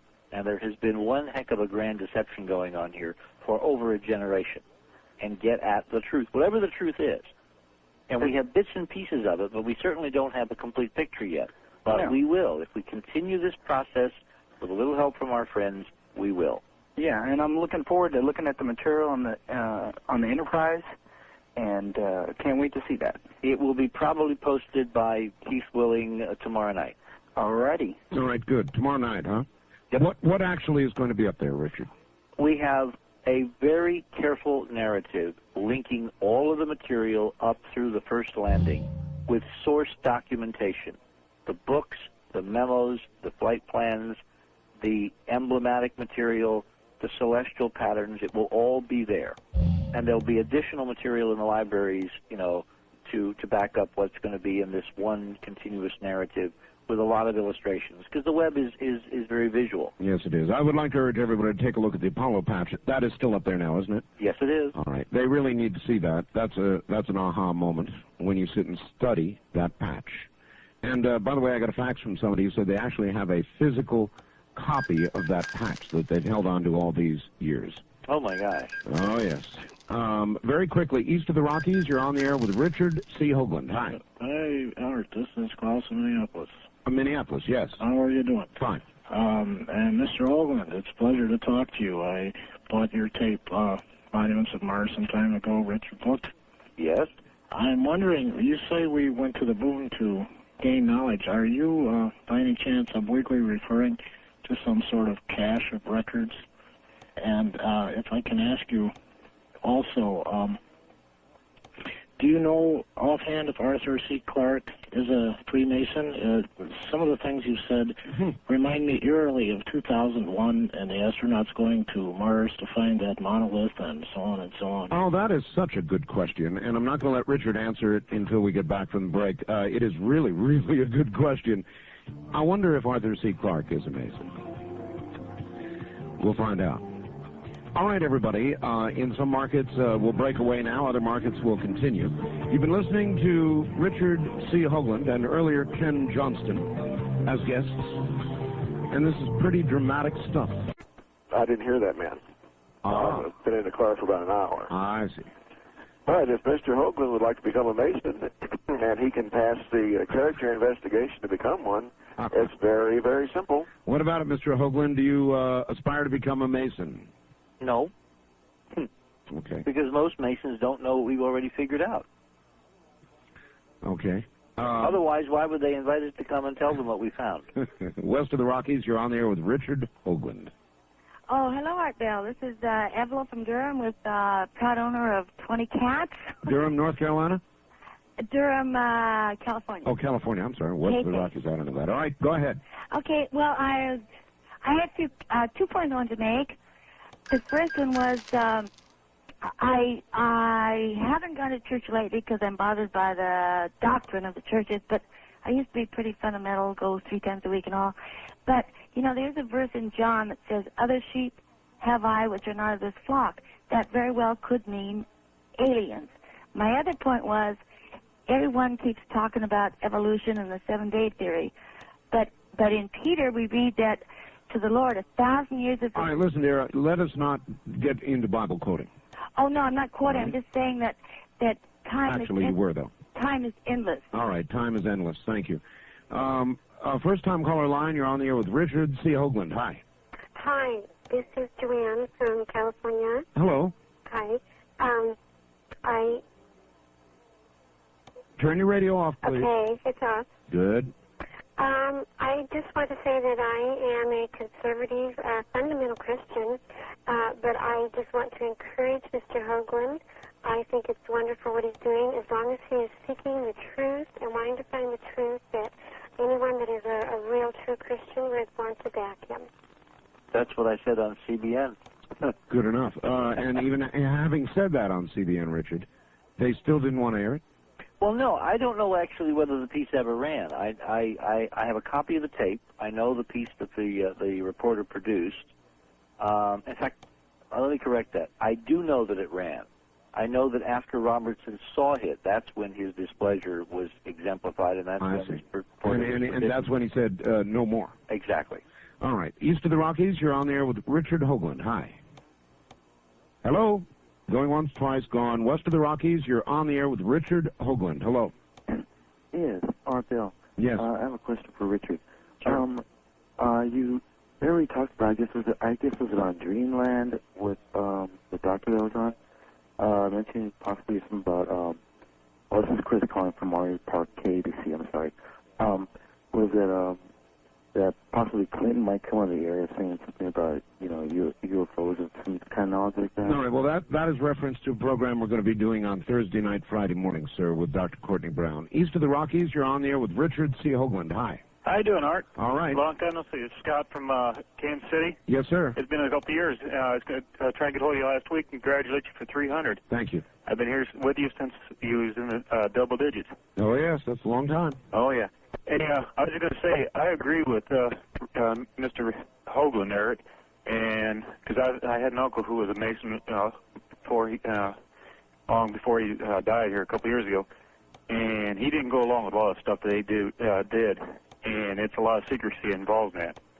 And I agree with Mr. Hoagland with all everything he's is saying. Plus, I have been to the pyramids and the Sphinx and all that back in '85. And I got to go inside the chambers himself. All right, well, I don't think anybody here is trying to actually bash Masons, and I don't think that's Richard's intent at all. And so don't sort of join in a sort of a agreement with bashing, because that's not what's going on.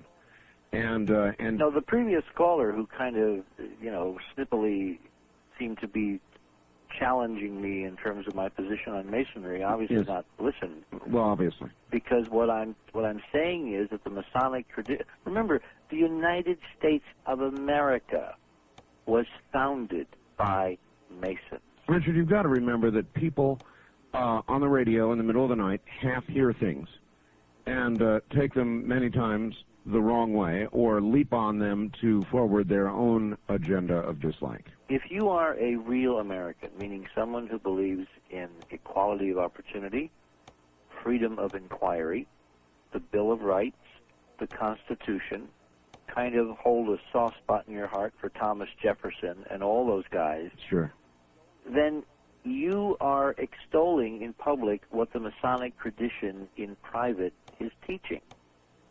What is interesting is that Kennedy apparently was seeking to extend that identical philosophy and protocol as part of a technological outreach program to our nearest planetary neighbor, to bring back information that could expand this concept of a democratic republic under law, under God. And something happened. And what we're trying to figure out, since it's clear now that that was the intent, and the participants are all part of the Brotherhood who made this incredible miracle take place and happen, we got to figure out what went wrong. We have to make it go right again. And the only way that's going to happen is if a lot of people in this country get involved and demand to know the truth. Good enough. East of the Rockies, you're on the air with Richard C. Hoagland. Hi. Hi, Art and Richard. Steve from South Dakota. Yes, Hi, Steve. How you doing? I loved your cartoon. Oh, you did? Susan Caravan, by the way, for those people who wonder what Susan's last name is, who's the editor of the Journal. She wants to know if you can send us a pristine copy so we can reproduce it. I certainly will. Steve is an artist and a cartoonist, and he did the most hysterical parody of our presentations at the Cape Art. You have to fax a copy to Art Bell. All right. Okay, thank you. I'm sure you feel fine tonight, Richard, but I'd like to give you a stroke, and I'm sure I don't speak for me.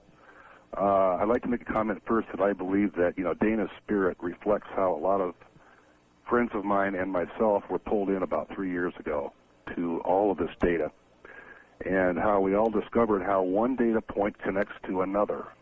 Now, with me, it was, I went to Stan McDaniel, Horace Trader, Hancock, Urjavec, and I've been working with, Richard for a little while, and the more one absorbs and follows up and spreads the word about how all of this data that, Richard and his colleagues speaks of, we see how it converges, and the more one is pulled into the inevitability and the truth of taking back what's ours, it's just really very profound. And we're in a position to redefine the history of our planet.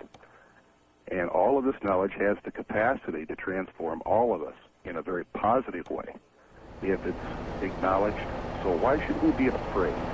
And in my opinion, there's a fine line between anger and fear. Yes, there is. Yes, there is. And one generally generates the other. Thank you, my friend. Richard, hold tight. We'll be right back. You're listening to the CBC Radio Network. I'm Art Bell. And we're going to stretch run here in just a moment. Stay right there.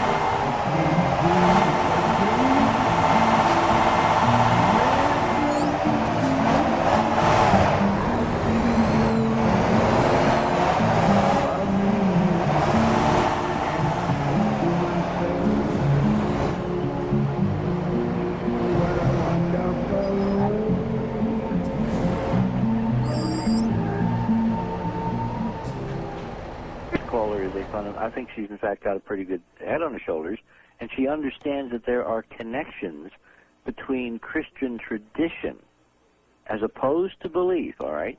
Christian tradition takes a lot of the trappings from the much more ancient systems, including the Egyptian, because Horus, in fact, is Christ in the tradition, and Isis is Mary, and there are statues which, if you didn't know that it was Isis holding Horus, you would think it was Mary holding Jesus Christ. And yet they're separated, we believe, by thousands of years. How do you explain that? The answer is that our traditions have been bought and borrowed and paid for and assembled like a patchwork quilt by political compromise and political fiat, among others, Constantine, who borrowed politically heavily from Eastern and West and put together a kind of a melange for a political purpose around the time of the Council of Nicaea. So when Christians start quoting Scripture and telling me that what we're looking at is opposed to the Bible or opposed to this or whatever that, those people have not done their homework and understand how deeply their own traditions are rooted in these much more ancient systems of belief. It's much more interesting and important than most people give credit to because they don't have time. All right, caller? Well, okay, I understand that, but NASA's agenda is to conceal this world leader that is about to come on the world. Well, again, there is a world leader. Sir, Madam, I don't know what NASA's agenda is. All I know is the pattern of what they have done, which is to conceal. What they're concealing, I don't think is a person. I think it is a process and a set of discoveries and a knowledge base that if we were to all know about it and implement it, would change things for the better. All right. Well, that's where your difference is, and you can see where she's coming from with her perspective. East of the Rockies, you're on the air with Richard Hoagland. Hi. Hi, it's a pleasure to listen to Richard Hoagland for 5 hours. I could listen to him every night. Where are you, sir? Tulsa, Oklahoma. All right. I have friends in Tulsa. I read your book early on and bought about a half a dozen copies for family and friends. I wrote the first handbook on the Atlas Missile Flight Control System, the acceptance test procedures for the lunar excursion module, Optimal velocity system. So I was touching the aerospace program. And I don't mean to take the Christian callers on ad hominem, but to me it's like a perfect example of having 10 girls that you know what. I have a question. Don't you think from a totally practical point of view that NASA has concealed their agenda simply because they're afraid of losing their money, their funding?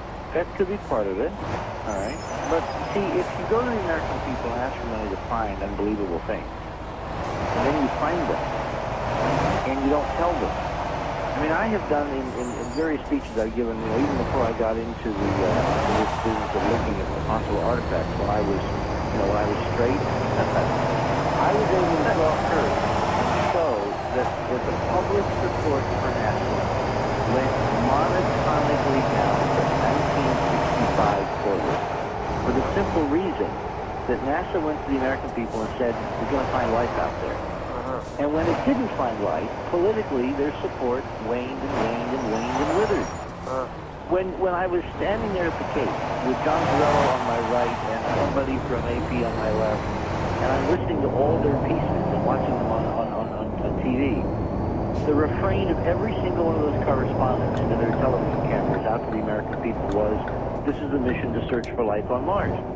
NASA has gone to us again, and in the most hypocritical fashion is picking our pocket to search for life. It knows it's got the proof, it's hiding the proof, and it's lying through its teeth politically, and that's what I can't abide.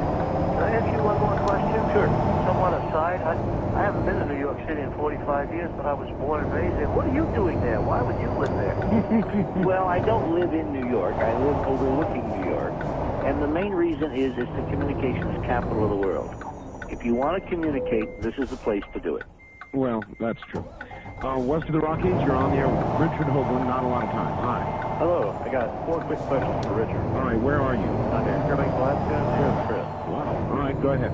The question is this. I just recently saw your moon videos, and you said that you take 2 equilateral triangles and intersect them in a 3-dimensional equilateral triangle, which will get a 3-dimensional Star and David.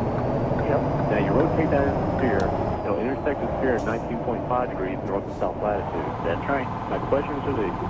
What is the energy? How do you measure it? Can you change it into electricity? And can you use it to generate a gravity field? The answer is yes to all the above. How do you measure it, though? That's one thing I want to know. All right. It is what I call matrix specific. Mm-hmm. Depending upon the physical system that this process is generated in. It is what I call matrix specific. Mm-hmm. Depending upon the physical system that this process is generated in. So if it's a mechanical system, you'll get additional angular momentum. Okay. If it's an electrical system, you'll get an increased voltage. Okay. If it's a fluid flow, you'll get increased fluidity. Oh, so I got to electrify the system and get an increase in electricity. Well, that's the voltage. That's where the end machine and some of the rotating systems, that De Palma has been working with come in. That's what I've been thinking about doing is building it using the sphere and using a powerful motor to rotate it. And I figure if I do that, I can generate a gravity field to surround it. Well, the gravity aspects are much more complicated and it has to do with frequency. It's just not a simple rotation. It has to do with frequency. So, but you're basically looking in the right direction. Okay. All right. Oh, and it's from a right-wing Christian perspective. Nothing you said is contradicting the Bible. I don't think so. It's just gone right along with what the Bible says. You've got to really read your Bible. Yeah, I know. When it talks about the Nephilim, and there were giants in those days, I know. Mighty men of renown, ask yourself who these giants were. Well, that's what I'm saying. I'm saying that all you said tonight goes right along with what the Bible says. Hasn't contradicted it. See, in fact, I think the Bible is a lot more astonishing and amazing than most people believe because they've been listening to ministers as opposed to really, really getting into what the words are saying. That's a very good point.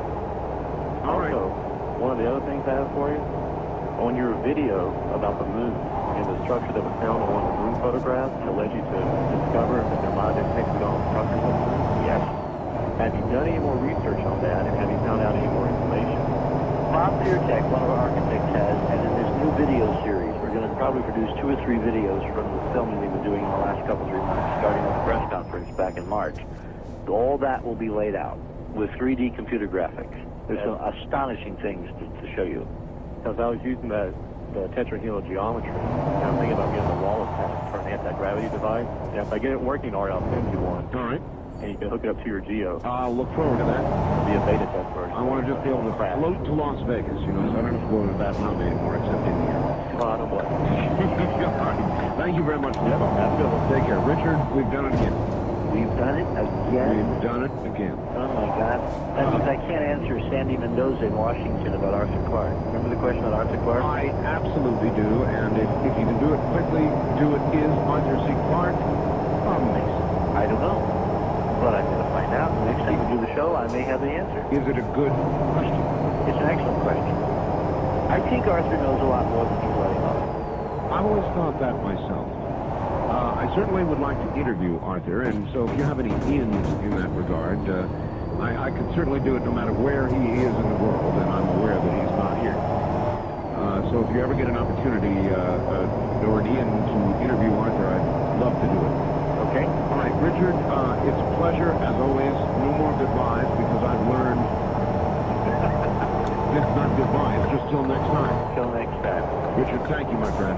Thanks, Art. Have a good sleep, and it was certainly a good program. Very provocative, very enjoyable. Thank you all.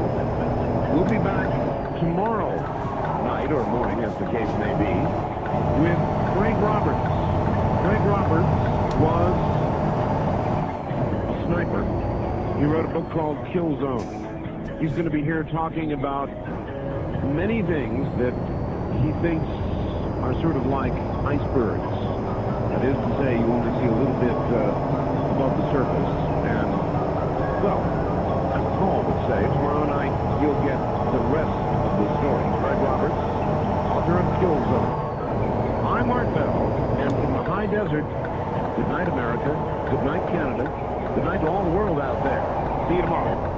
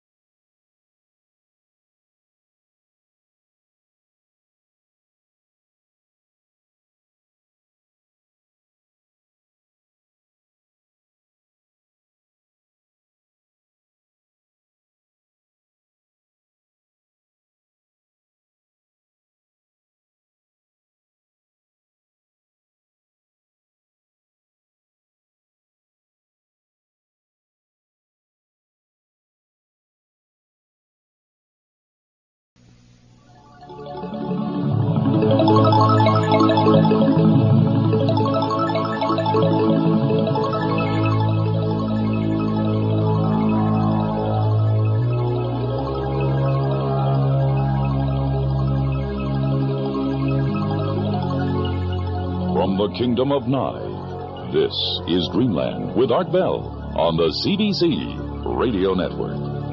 Well, good evening, everybody. The Monroe Institute travels from the body.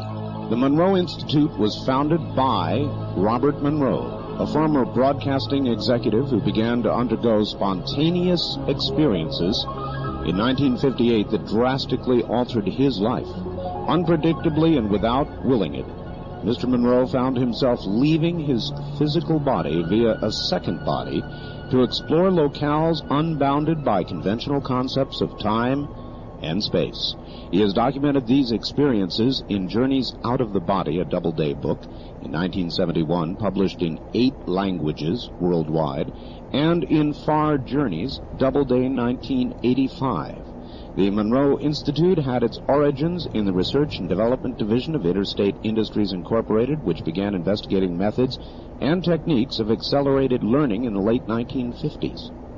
That investigation led to some remarkable discoveries that dealt with the very nature of human consciousness. As a result, the basis of the research effort was expanded considerably. In 1971, the Institute was created to supplement that research effort. As a school, the Monroe Institute is composed of 2 divisions, and we will hear from spokesmen of both. The Education Division, which conducts classes and seminars and disseminates tapes and other materials in direct application of the methods it has developed.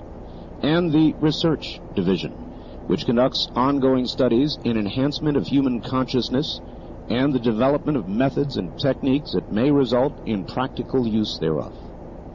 And that is from a Monroe Institute pamphlet, and here all the way from Faber, Virginia, is Robert Monroe. Mr. Monroe, welcome to the program. It is an honor. Glad to be here. Gee, do we have more than one person on the phone line here? Because it's very weak. It's very weak? Very weak, yes. Well, we can take one out. Okay, we're going to have to do that because I can't hear you. Better now? That's a little bit better. Are you now the only phone line on? Now I'm the only phone line on. Oh, that is much, much better. All right. Much better. Anyway, welcome. It sure is an honor to have you here, Mr. Monroe. Well, I don't know what's going to happen after all that meteor stuff. Yes, isn't that quite the occurrence? That was very, very interesting. Mr. Monroe, if you would please take us all back and tell us how this began for you. Well, it's an odd thing because it was unexpected is a better way to put it. Back in 1956, my company was looking for some diversity type of things to do, so we got the idea that perhaps we could in turn help people learn during sleep. So being a specialist in sound, because of all of our company history, we in turn obviously began to use sound. First thing we found out, in order to help people to get to sleep, we've got to get them to sleep.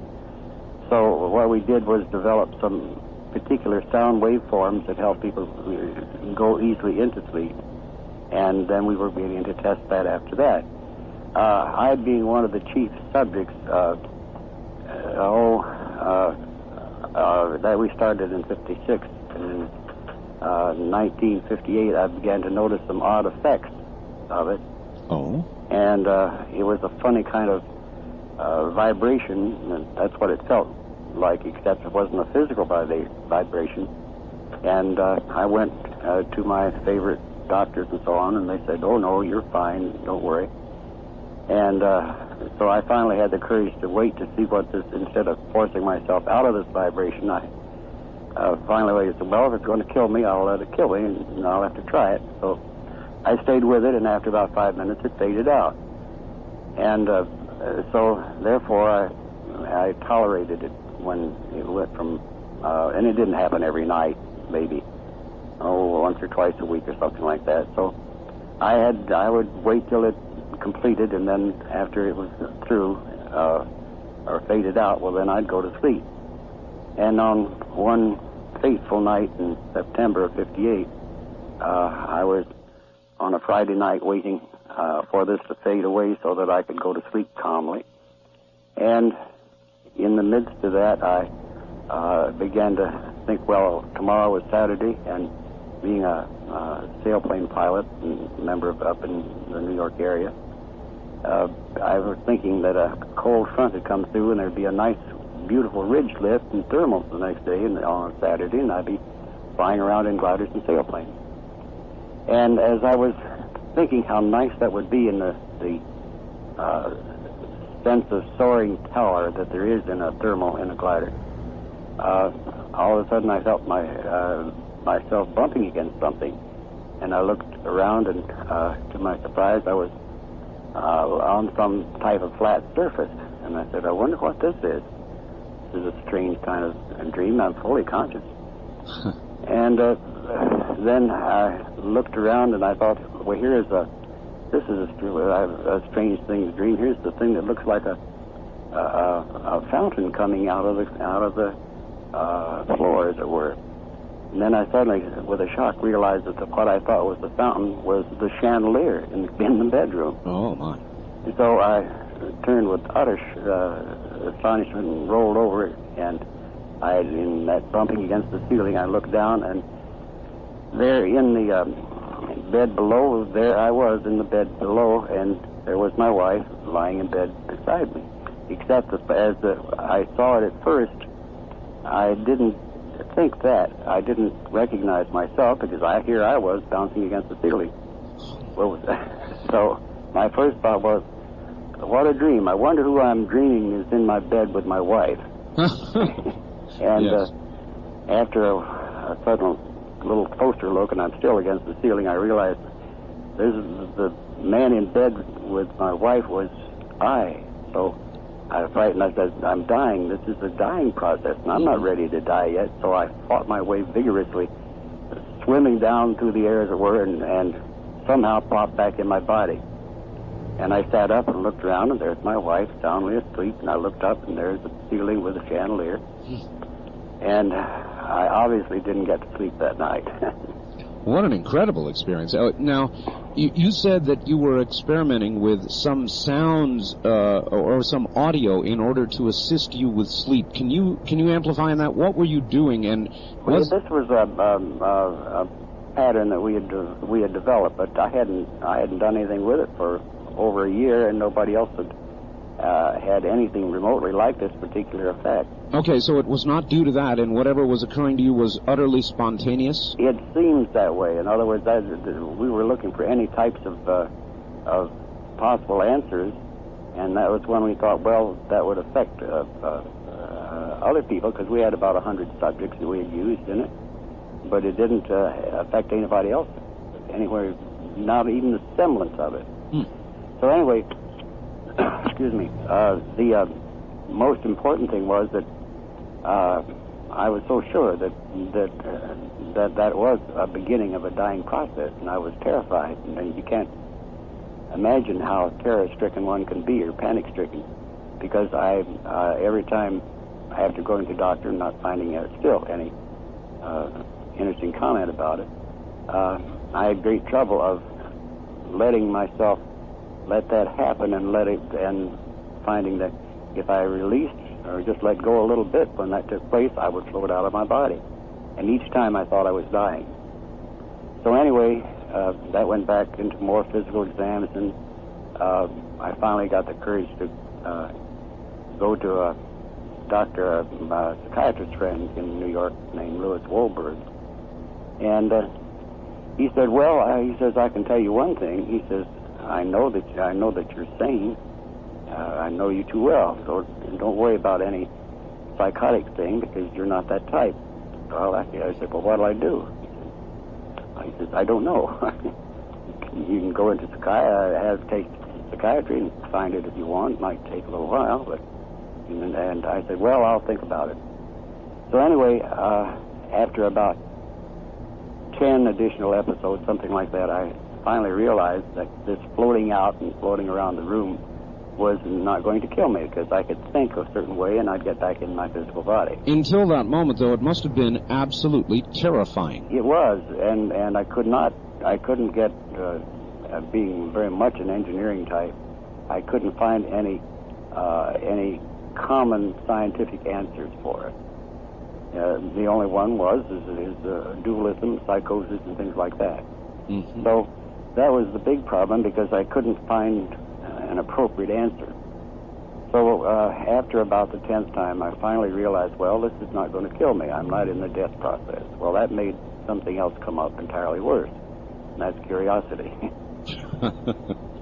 I'm sure it did, yes. It's not going to kill you. What is it? Anyway, so I began to experiment with it around the room and so on, and just I found I could only go a certain distance away from my physical body, and it was as if there were something holding me back.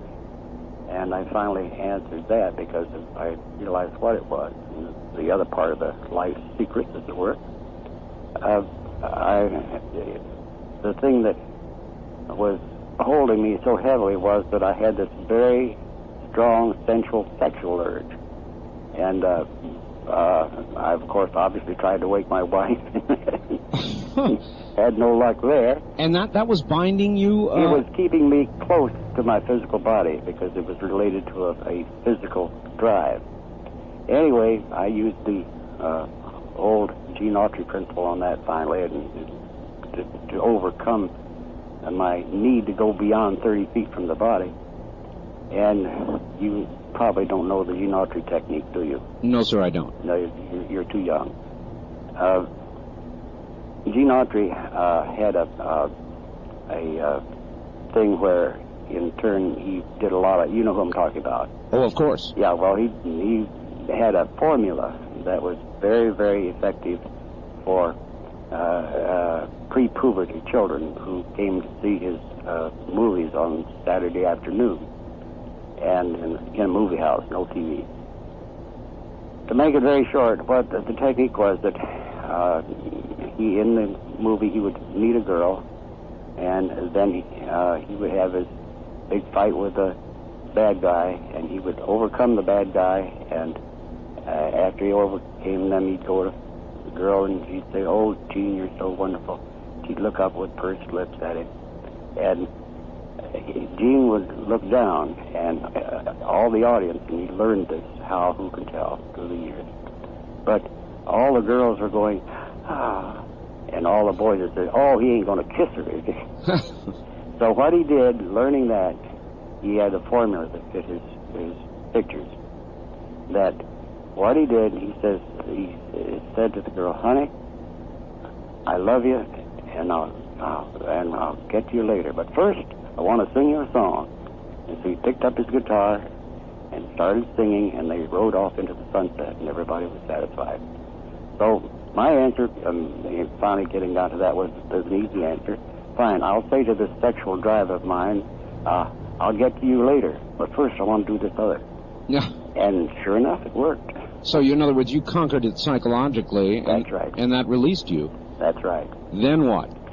Then became a series of experiments, and I took this research team that I had and turned them loose in trying to find information about this. And we found that quite quickly that there was what was an underground, as it were, and we're talking back like in the 50s, 59, which was the area where all the, you'd find the trance people and all types of mystical things, and, sure. And call it dreamland if you want. Well, anyway, after a long period of time, we found out the usual ones there, and I had meetings with that was right at the beginnings of parapsychology. And I went down and met with J.B. Rhine, for example. I don't know whether you know the name or not. No, sir. Well, he was the leading figure in parapsychology in that era, not about 1960, I guess, 50, nice. Anyway, to make it short, I met with him, and he said on a Saturday at Duke University, and he says, "It's indeed very interesting, but he says, it's not my department." And I said, "Well, what is your department?" He says, "Oh, we work with cards." And I said, "Oh," thinking that I had a poker game the night before. And he explained how they have testing subjects for psychic ability by having them read cards before they're turned over. Oh, yes, I'm familiar with that. Yeah, anyway, so I left, and as I was going out the door, this research assistant, Dr. Ryan, opening the door to get me out, said, "Mr. Monroe," and I said, "What?" He said, "Don't worry about it." I said, "What? Why?" He said, "I do it too."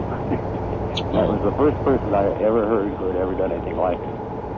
And then following up that, mind you now, the fear had faded away, and was trying to do something about it. That's another question. So I had another friend, a psychologist, named Foster Bradshaw, and I finally got the courage to talk to him about it. And he says, "Oh, that's nothing new." I said, "Well, I'm glad to hear that." And he says, he says, "A very easy way to handle it." And I said, "What do you mean?" He says, "This though, you go over to India. That's it. You live in a ashram with a guru for about some time, and he'll tell you get it all fixed up in your mind." And I said, "Well, thinking about my business and my home and my wife and 2 children." And I said, "Well, how long would this take?" He says, "Well, that's not important how long it takes. How long do you think it takes?" He says, "Well, maybe 10 to 15 to 20 years. And I had my usual run with him, and I said, "Well, Brad, what would you do?" Knowing that he had his wife that had 2 grand pianos, and that's why he's an industrial psychologist in New York, maintain things like that. I said, "What would you do, Brad?" He looked at me with his lofty smile and said, "It's not my problem, it's yours." Yeah, nice answer. How much experimentation had you begun to do with this? In other words, once you realized it wasn't going to kill you, as you continued to have these experiences, what did you try to do? Well, I tried the very simple things, obviously, at first, and that is going through the walls in the house and out and around, and stretching outward and going upward, obviously, in the being a pilot in an airplane, but it was interesting to go up and go and play in the clouds. And see, because I no longer had fear. But I gradually began to expand it, and my main key in the early era was to get stuff I could verify, such as go to some person's house and visit with them and try to make some kind of appearance or get information and bring it back. Were you able to do that? Very much so. And to my very pleasant surprise, matter of fact, in several cases I appeared as a people perceived, not knowing that I was there at that point. I didn't announce it. I was going to go visit them that particular evening or whatever, but I appeared as sort of a little bit of a swirling gray mist, and that's why they saw me, not as a physical person, but as a gray mist. Anyway, it's most important to recognize that it was fully a year of this type of experimentation before I myself was convinced of the reality of it, that it was not an hallucination or a wild dreaming state or whatever. It took a whole year of this before I said, yes, this is real. Did you, as time went on, were you more easily able to attain the state where you would be able to travel out of body? Oh, yes, very much. That's what all of it was. And then I got, as we moved into the early 60s on it, we began to do all different types of experimentation and going to the coast and back and everything else.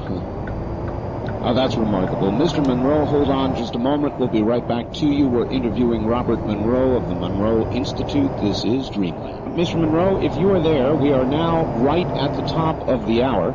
And so we're going to pause for about 5 minutes and do the news and so forth and so on, and come right back. So stay put, relax for a few minutes. We'll be right back to you, okay? Very good. All right, great. Mr. Monroe, Robert Monroe of the Monroe Institute, back in a moment as we talk about states of consciousness that perhaps can be achieved by you, perhaps by everybody, if only they knew how to do it. Talk about inexpensive travel. This is Dreamland.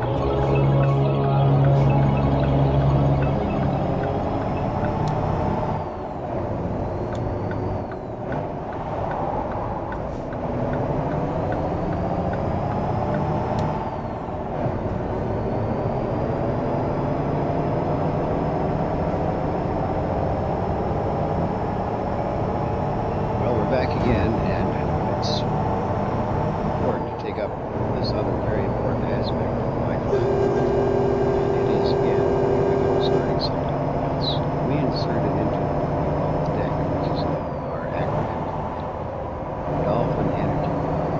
The interesting process that is the Dolphin Energy is one where it is a mixture of not just the various methods that we've developed over the years, but from people in Menninger and also, say, some of Symington's work, put together into a format that helps one learn how, first of all, to develop a tool to go into the healing process. Once having learned that tool, the next step is to use it upon one's own self to maintain physical and mental health. And the second thing is to go into healing others. Now, the interesting thing about this whole Dolphin Energy Club, which we call it that, is it is based upon a statistic. If you have 5 people who are proficient in healing others, you have a magnificent thing.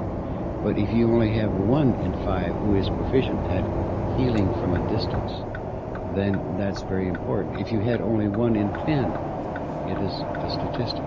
So what the Dolphin Energy Club envisions is not having 5 5 not having 10, but say 100 or 200 or 500 different individuals, or even 1,000, who in turn will provide this healing energy for various people, and only those, incidentally, who ask for it. We did an exercise many years ago, many means 15 years ago, whereby we had a test on the potentials of being able to transmit energy from one person to another. And we had a series of tests whereby a person here in Virginia would be, in essence, in Focus 15, and would create rings of energy and would aim that at a person in California. Now, the important part was that the person in California knew that this was going to take place, but they didn't know when. So we very carefully had a timing system. So the person here in our lab would in turn exercise this, and it became this visualization process where these were rings of energy spaced, what, who knows, 5 or 10 feet apart, and were arcing over the horizon to this recipient.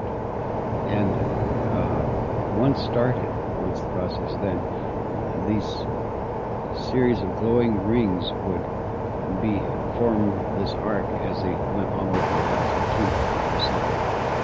And there was not anything other than the ability to perceive the energy. The energy at that point had no purpose whatsoever except as a test. We found that over some 50 tests that we ran, that of those, something like 23 of those, the recipient perceived, and these were different recipients, not all the same one, perceived receiving the energy at the identical time that the person transmitted, not knowing when they were expecting it. That's important too, but that they were able to identify when they did receive it. It's most fascinating. So this led to the fact that what can we do with the kind of remote energy like that from one individual to another? This is what the DEC, or the Dolphin Energy Club, does. Incidentally, we selected the dolphin because it is a non-human intelligence existing here on our planet Earth, first of all, and second, as far as anybody can tell, they're reasonably friendly and interested in humans. They apparently have an intelligence that is at least as close to ours, or perhaps superior. That's a lot of discussion about that. So here we have an impartial, friendly symbol. Not a human, but impartial. And icon.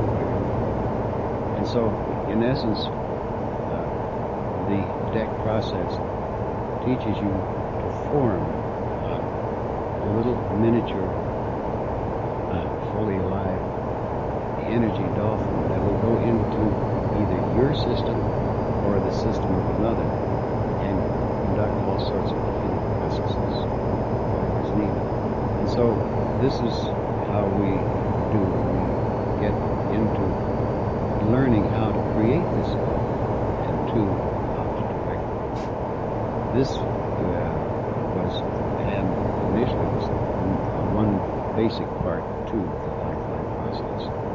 And what we did there, after learning it, they first of all, every morning, subsequent to the learning process, went into healing themselves. And each night, we had a session where they healed some other person who requested.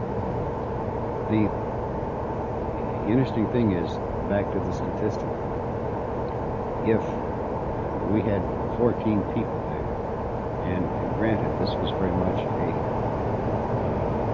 group that was not a random choice. This was a group who had already considerable experience in applying energy and consciousness. So it was a good point. But let's say out of the 14 there may have been, let's say,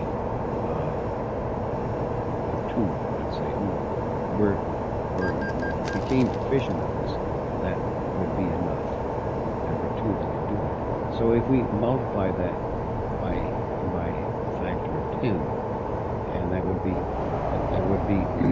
20 people, and we have exponentially increased the potential for this energy system of healing to actually work by increasing its amplitude or its voltage or whatever you want to call it.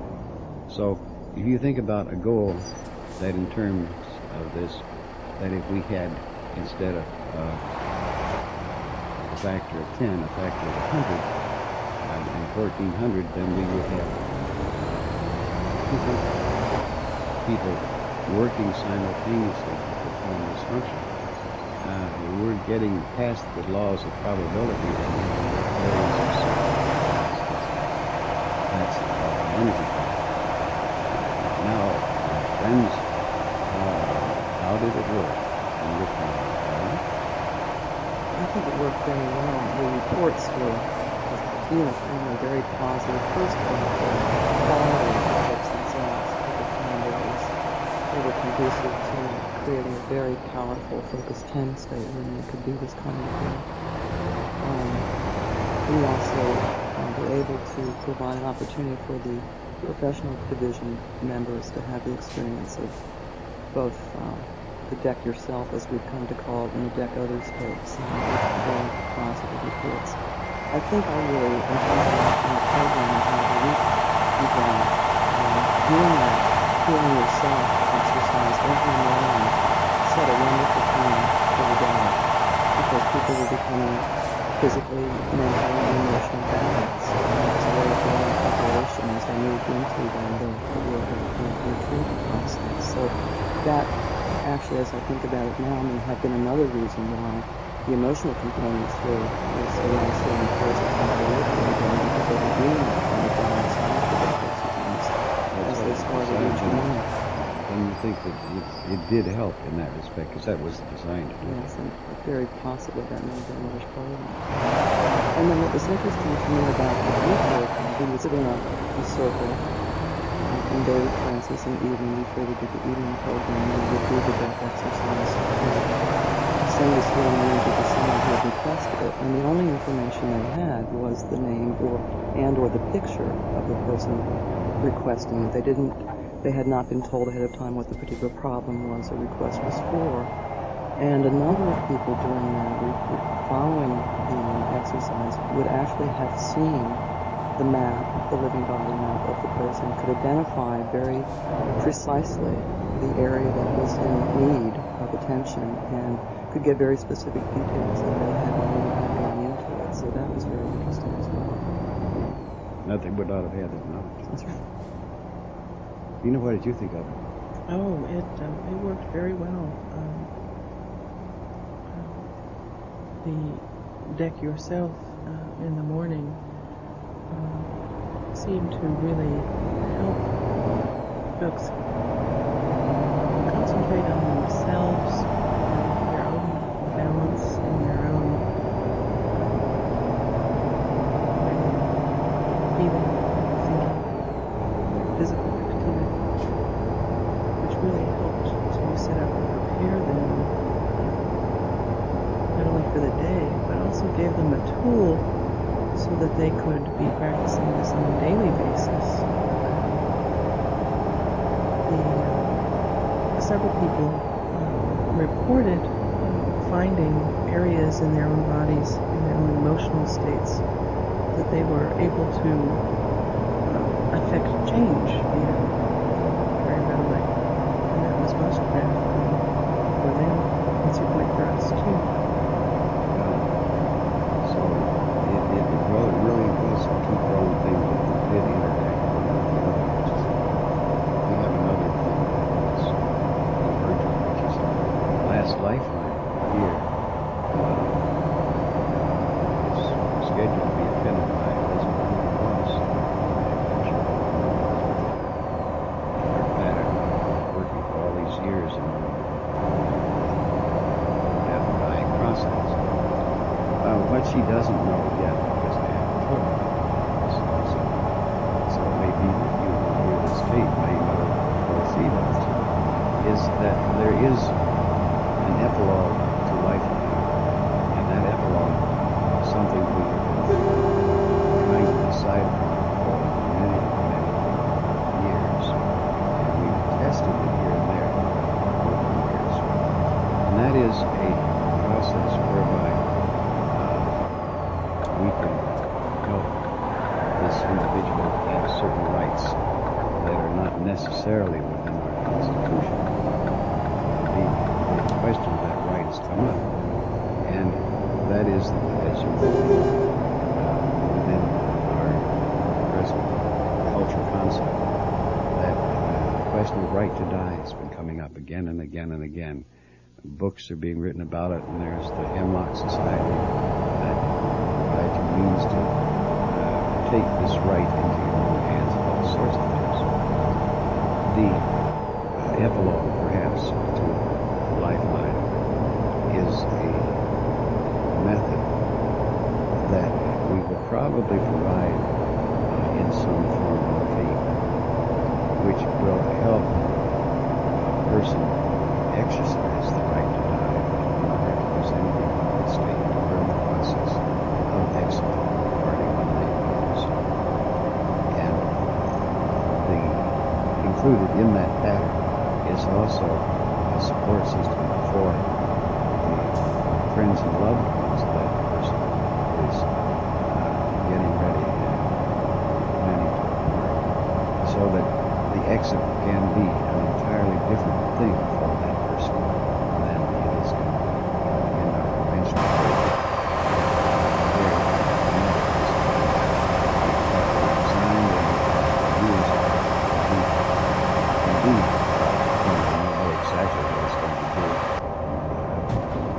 Especially that the design of it is they'll get their personal ID codes and they have it all imprinted on the 27, so when they decide to take off, they click out and go to 27 without anybody's help or anything else. And that's the epilogue of Lifeline. And most of that. Taking the express instead of the local ticket. I think it would be extraordinarily valuable for people who work in hospice situations, both the patient and the family, would be wonderful support and assistance to people in that situation. We've had very profound illustrations of that over the years, as is the obvious thing. Friends of ours who were in a terminal situation and extreme pain, and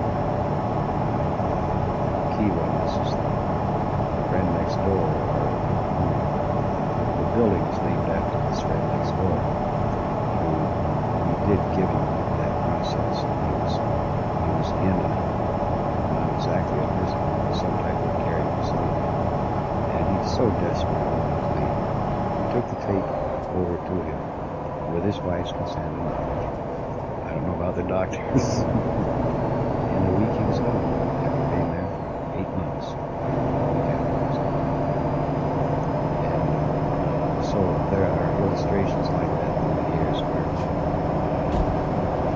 these happen because of the need or the opportunity. And here we are. If we can make this conversion and have that, as I say, the epilogue to Lifeline, where we can teach people in the hospice environment to utilize the system. At least we can keep that couple out of here, we're in pretty good shape. But will probably, it's in work now, but when it'll begin to surface, probably next year. So that's, I think we both will agree on that whole process. As you know, we got the other one. We have what we call, in our tomorrows now, we have the Mark II guidelines, which have been in existence for some 6 years, and we have modified it piece by piece over the years, but just within this last session, we the whole program. And certainly our super engineer, sound processor, he did just make it to get them all done, but he did. And what does this new guidelines do? Well, what it did is it was so profound that we had to start a cooling down process right in the middle of it, because we were using all the methods and techniques involved in the Lifeline program we inserted into guidelines. So they did develop their own personal ID and began to use it and label it all over the place. They labeled focus 10, 12, 15, 21, and their personal ID. And they got there with absurd ease then. If they wanted to go to 10, they simply thought of focus 10 with a 10 beside it and their ID with their 10 beside it, and all of a sudden they're in 10. So it worked very well. The only problem that we found out was that they didn't want to come back out of 20 to 23 or something like that. They didn't want to come back out of 21, so we had to reinstitute it for the next guidelines that they cleaned up at a slower rate instead of this pop back, because a lot of them says, oh, well, I'm going to go out, but it's very bad. And guidelines now in itself has a different approach, and that different approach is that the first half of it is devoted to the process of learning to make contact and ongoing communication with what is commonly called the ish, or inner self-help of each individual. And this is not our academics, especially those who are working on multiple personalities. It's one among the multiple personalities that we think these values are different, the various ones, but there seems to be a consistent one who is more in the personality, who is more in the various has apparently a serenity, a wisdom, a knowledge that none of the other personalities has. And so what the first half of guidelines is designed to get people in communication, in touch with this issue. And it's most interesting is that it became very, very strong and again, profundity that made us have to slow up a little bit. They're having difficulty in handling it. And that was the first new guidelines, and that was just recently. The other thing that was in guidelines was the fact that we did this, and as both of you well know, we take a position that everything is a phase relationship. And so what we did in our own, finally, after all these many years, I say tomorrow is now, what we did is that we had the second half of this new guidelines was phasing and learning how to phase in what might be defined as the out-of-body state, actually, genuinely so. And we gave them practice in the system of doing that, of phasing into the out-of-body state. So if in the future someone says, well, I want to learn how to go out of my body, if they get all the way past through Gateway, because this is a graduate program, into but they again will have the very thing that both of you know, and that is the detachment.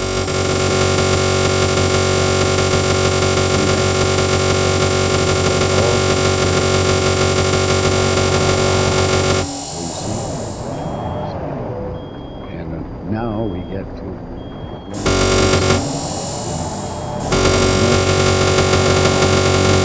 finally we're doing something about it. It wasn't until 2 or 3 years ago, or maybe longer, I get lost in time, where we finally were able to do extensive brain mapping here. And we made the obvious discovery, and we've since made the statement. And that is that everything we do is based on stages of sleep. And that we've been, for years, one of the most proficient sleep-inducing organizations in the United States, if not the world, and we are doing it with sound and not drugs. And because of that, we found that what we call Focus 10 is one of the early stages of sleep, and Focus 21, we're up into the stage 3 sleep, that type of thing. So all of this led down to a basic conclusion that if we're that good in terms of evoking sleep in individuals, why not put it out with the public instead of just the limited people who know about us? And that led to a new label in our lives, and that one is called time out. Time out. So you take time out for sleep. So therefore, in this fall of 1991, we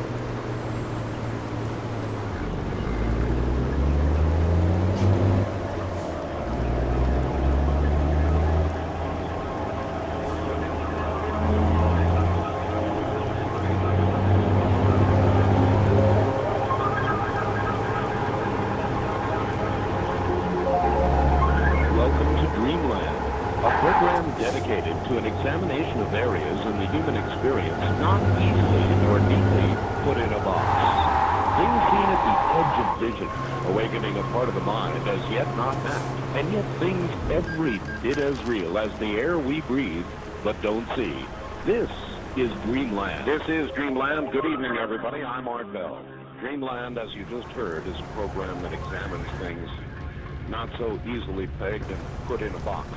Indeed. Welcome, WLS, Chicago, the monster, at 89. Welcome to Dreamland. Also this week, KXRO. Welcome, Aberdeen, Washington. Looks like 1320 on the dial. Glad to have you along. Tonight, we will have, as we always do now, popsicle animal mutilation investigator. Actually, science investigator generally. She's won Emmys for her documentaries, mainly in the field of the environment. And that has been the linchpin of her reports in the last couple of weeks, as well it should be. The hysteria crisis is growing by the minute, and she's going to have more on it this evening. She will be followed by the Dream Team. This would be Pat and Jim 3J, otherwise known as the Dream Team, and so we will actually talk about dreams on Dreamland. Coming up in the not-too-distant future on Dreamland, Bud Hopkins, Daniel Brinkley, and many more. Also, a quick note, coming up in about a week, I believe, on the coast, we're going to have U.S. astronauts on the program that we have not had previously. I think you will enjoy that very much. Story Musgrave.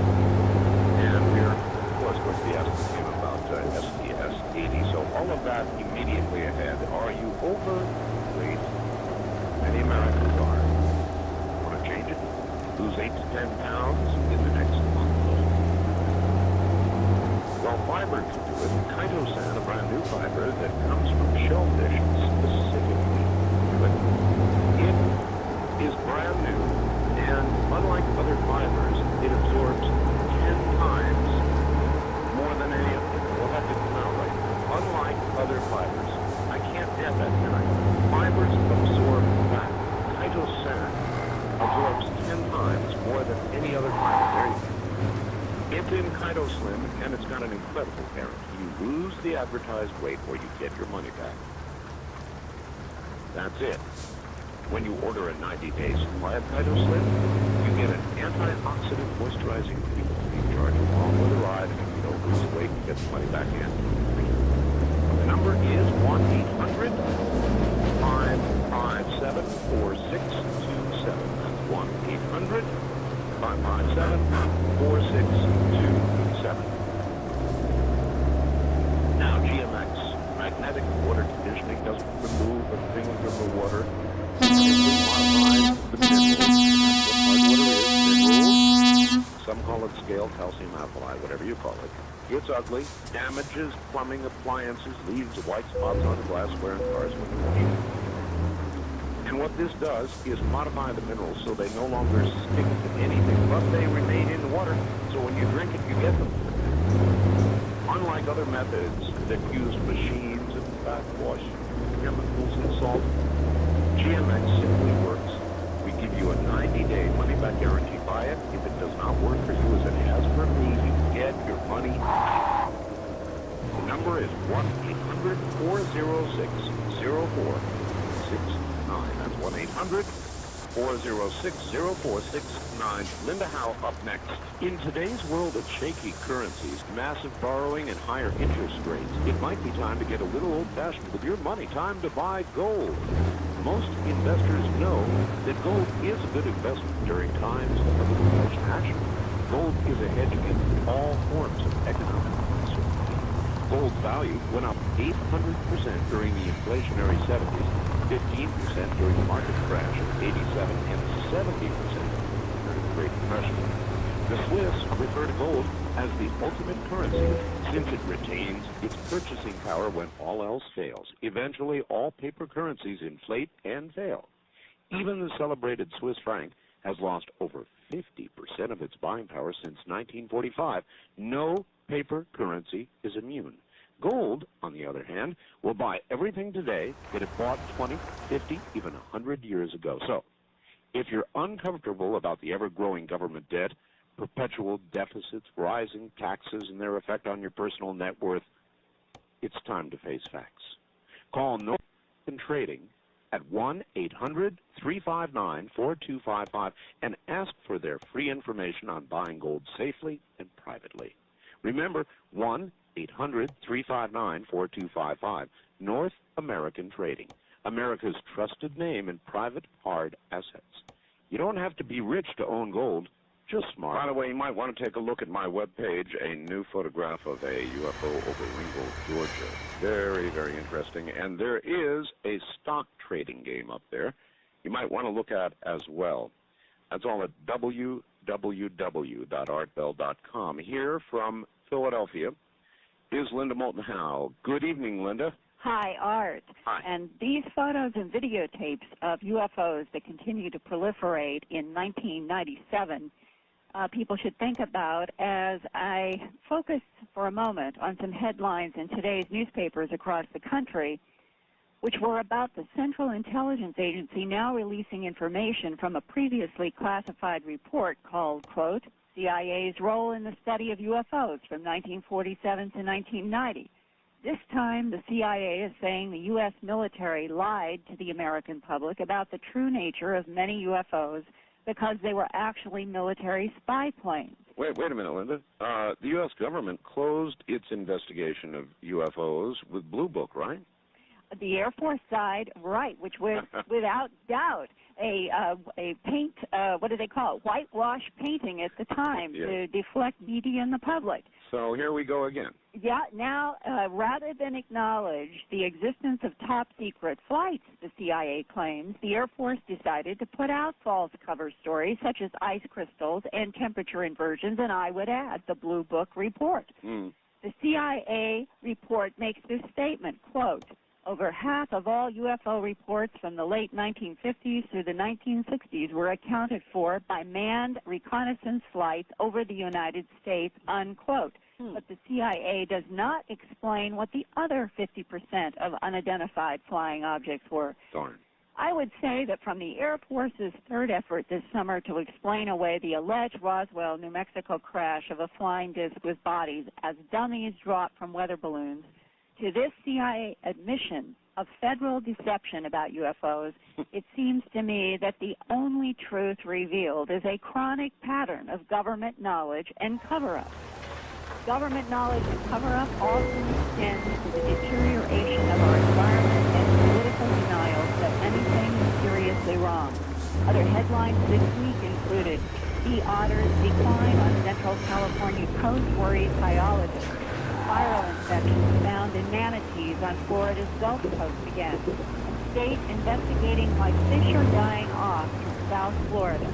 And after my report last week about the continuing and increasing problem of the Bacteria dinoflagellate in North Carolina estuaries, I have received dozens of faxes and calls from people upset with North Carolina's political efforts to contain and deny the bad information for fish and human health. Last week, Dr. Joanne Burkholder, the botanist who discovered the Bacteria, described her own debilitation from breathing its toxins.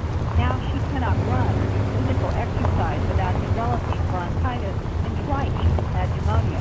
One man who called me after my report last week also has breathing problems. His name is Andrew C. Heron of Carolina Beach, North Carolina. Mr. Heron is 62 years old and made a living with his brother-in-law gathering clams from the estuary. He was strong enough to drag heavy rakes along the bottom of the river for 9 hours a day gathering clams until the summer of 1995, when he and his brother-in-law decided to try a different clamming method. Here is Andrew Lee Heron. And a lot of people clam on sandbars for a small lake. If you can get out here where the tide goes down, and it's about a foot deep, you're putting a high, long enough for you can float on top of the water on the stomach, and you can still reach the bottom. You swirl your hands all around in that mud, and them clams is all in that soft mud. But then you have to float in there and float out because you got to stand up and sink down in the mud, And so I started doing that about a week. About a week of that, all of a sudden I wasn't putting much no more. It started to go out for the fish. And everything, it was getting worse. About a week later, I went up to the doctor and get the x-ray. X-ray my lung, and then I had infection in my lung. I was shut down at that time. I was everything watching. Just really good. So I haven't worked in it all the past year and a half. The pollution of the Neuse and Pamlico rivers in North Carolina and the impact on human health is of such serious concern that 140 medical doctors from the New Bern, North Carolina area signed a petition a few months ago calling for cleanup of the waters and sent it with a letter to Vice President Al Gore and to Governor James Hunt of North Carolina. So far, the doctors have not received any response from Vice President Gore, who is supposed to be a champion of environmental concerns. Governor Hunt denies there is any real problem. One of the medical doctors asking for federal and state action to clean up North Carolina's rivers is Dr. Chris Delaney of New Bern, who has a private medical practice in rehabilitation and wounds. This is what Dr. Delaney told me today. I'll tell you that I have seen state officials as recently as 2 weeks ago have the audacity and the disgraceful lack of professionalism stand on television and on public stages in this area and deny that there is even a question of possible illness from the river. And that's ludicrous. That's despicable, because the fact that you and I are having this question is de facto evidence that there is a question, and their denial that no one has ever come forward and claimed to have been made ill by the river is a blatant lie. And if it's not a lie, then it's a commentary that a journalist can so easily find 2 or 3 or 4 people who feel that they've been made ill by this or some other pathogen, and the state bureaucrats seem completely unaware of it. The question of hysteria is a secondary one for us. If it's causing people to be ill, and that's a sudden change in its effect or behavior, if you will, then the question must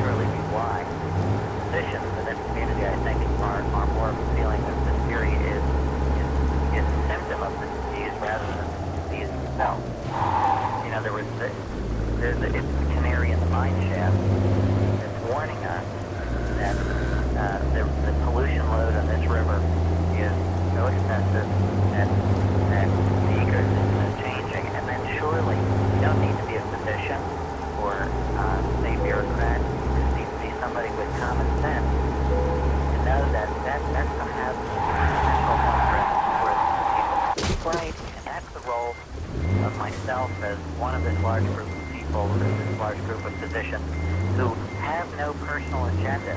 Now, as you look at this, you've got to look where everybody's coming from. And I have found that the response of the state bureaucrats is despicable, and clearly their motives are impure. The condition of the river is in clear decline. Anybody can see it. People around here are familiar with it. That's why you're getting called. Everybody seems to know about it except for the state officials who are charged with the responsibility of actually doing anything. And aside from trying to say that everybody who says there's anything wrong with the river is crazy, and tossing some grant money around in the hopes that this will shut everybody up for 5 years or so, I have not seen them do one single thing to reduce 1 pound of nitrogen, 1 ounce of feces, 1 gram of industrial runoff. Further south in the ocean near Pompano Beach, Florida, tropical fish are sick and dying in the reefs where tourists dive and where human sewage is piped out to sea. Mike Halpern has a diving boat and has worked on the reef for 30 years. He has been so alarmed that he called state authorities who have collected fish to study and have already reported there is, quote, a significant problem, unquote. Halpern talked to me about what's happened so far. People were coming up and saying they were seeing more dead fish. I'd say on the whole about 10 to 15 dead fish per dive. People, just one species or one type of sponge or one this or that. It was all, seemed to be all kinds of fish across the board. Anything that had fins seemed to be sick down there. Finally, I started seeing dead fish on the surface. Since I'm the captain of the boat, I don't get to go down a whole lot. I just have to see on the ice gears and down there. So now I'm seeing dead fish for myself on the surface, floating around, which is real unusual. Some of them are half dead, some of them are fully dead. They're dead, laying on their sides with their fins flat on the surface. It's pretty disheartening. I hate to see fish suffer and animals suffer. Here they are all over the ocean like this. I've never seen anything like this before. I've been diving here for 30 years. I was born here in South Florida. I've been 30 years here. I've never seen anything quite like this. Now, when you look at these lesions, can you describe for us what you're seeing? Well, the lesions are how would you describe it? From the mouth back to the end of the fish, running horizontally throughout the fish. Some of their fins are destroyed, and lesions are pretty striking. Are they round spores that are bleeding? No, they're not all lesions, great white lesions around the fish. Going, like I said, going from the mouth to the tail. And these lesions are not open and bleeding. Again, I'm basing this on what I can see from the bridge down and what I can see from the fish when they get up the lesions down and what they're telling me down below. Now, have you or the divers in the science seen these long white lesions on fish before? Right, but I've been trying to do a wake-up call for a lot of scientists here for years, working with the Ocean Watch Foundation down here and the DNR. We've been trying to bring to their attention this problem with all the algae that's especially close to the sewage outfall pipe here in Pompano Beach. Generally we have a north current out here most of the time, about, I'd say, 70% of the time off the shore here. And it just so happens that north of the sewage outfall pipe on one of our reefs, that reef is heavily laden with this algae. So it's definitely related to the sewage outfall pipe, the algae. Now, if the algae is related to the lesions on the fish and the fish kill, that's a different story. They need to try to make that link or see if that's what is the case, what is the cause. Right, because it's like dominoes.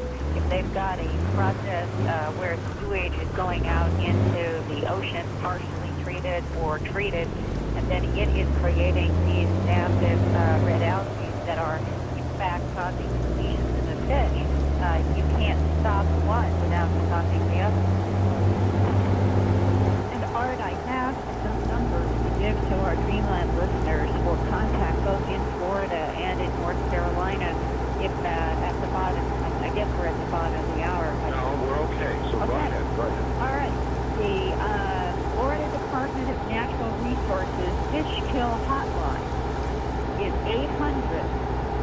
800-636-0511. If anybody is finding dead fish in Florida, anywhere on the beaches, out in the reefs, in the water, call the Florida Department of Natural Resources Fish Kill Hotline, 800-636-0511.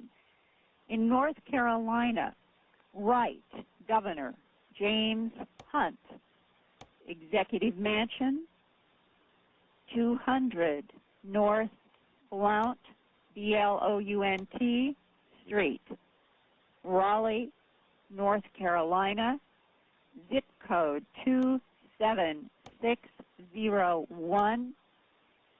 That's Governor James Hunt, Executive Mansion, Raleigh, North Carolina, zip code 27601, and let him know that this is a situation in which politics should not be overriding the quality of the water and people's health and the health of the fish.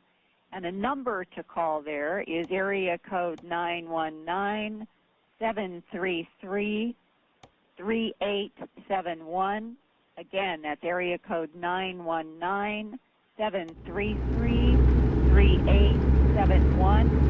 And I would welcome facts of information concerning the environment and other unusual phenomena. And my fax number is area code 215-491-9842. That's area code 215-491-9842. And I will be doing updates on this as I can, and I know that there are other mysteries that are out there, but it seems to me that what's happening in our environment is of major importance right now. And we're talking about millions of fish from the estuaries in North Carolina now into the ocean and salt water. Right. We're talking about something called the South Canal.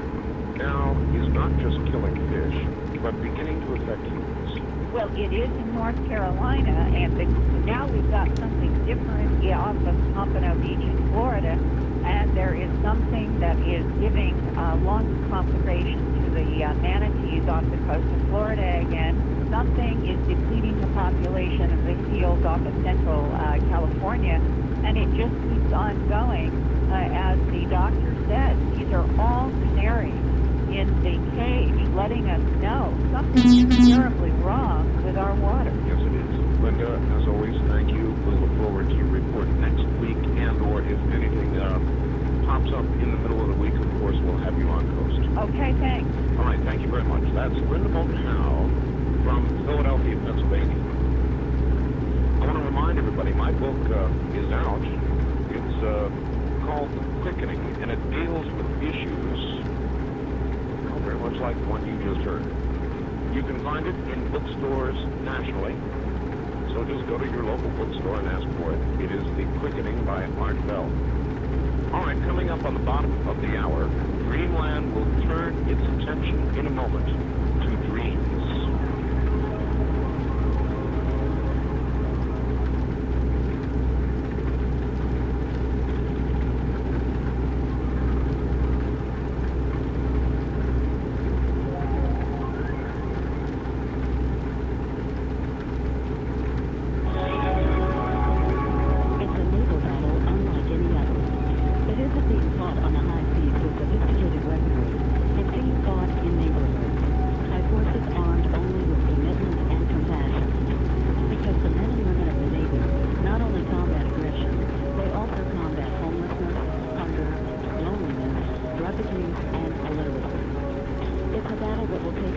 uncharted waters, deep inside yourself, and to ports halfway around the world.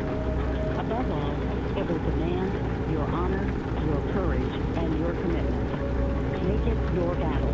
Call 1-800-USA-NAVY. That's 1-800-USA-NAVY. Or visit the Navy's website at www.navygov.com. The United States Navy, serving America twice.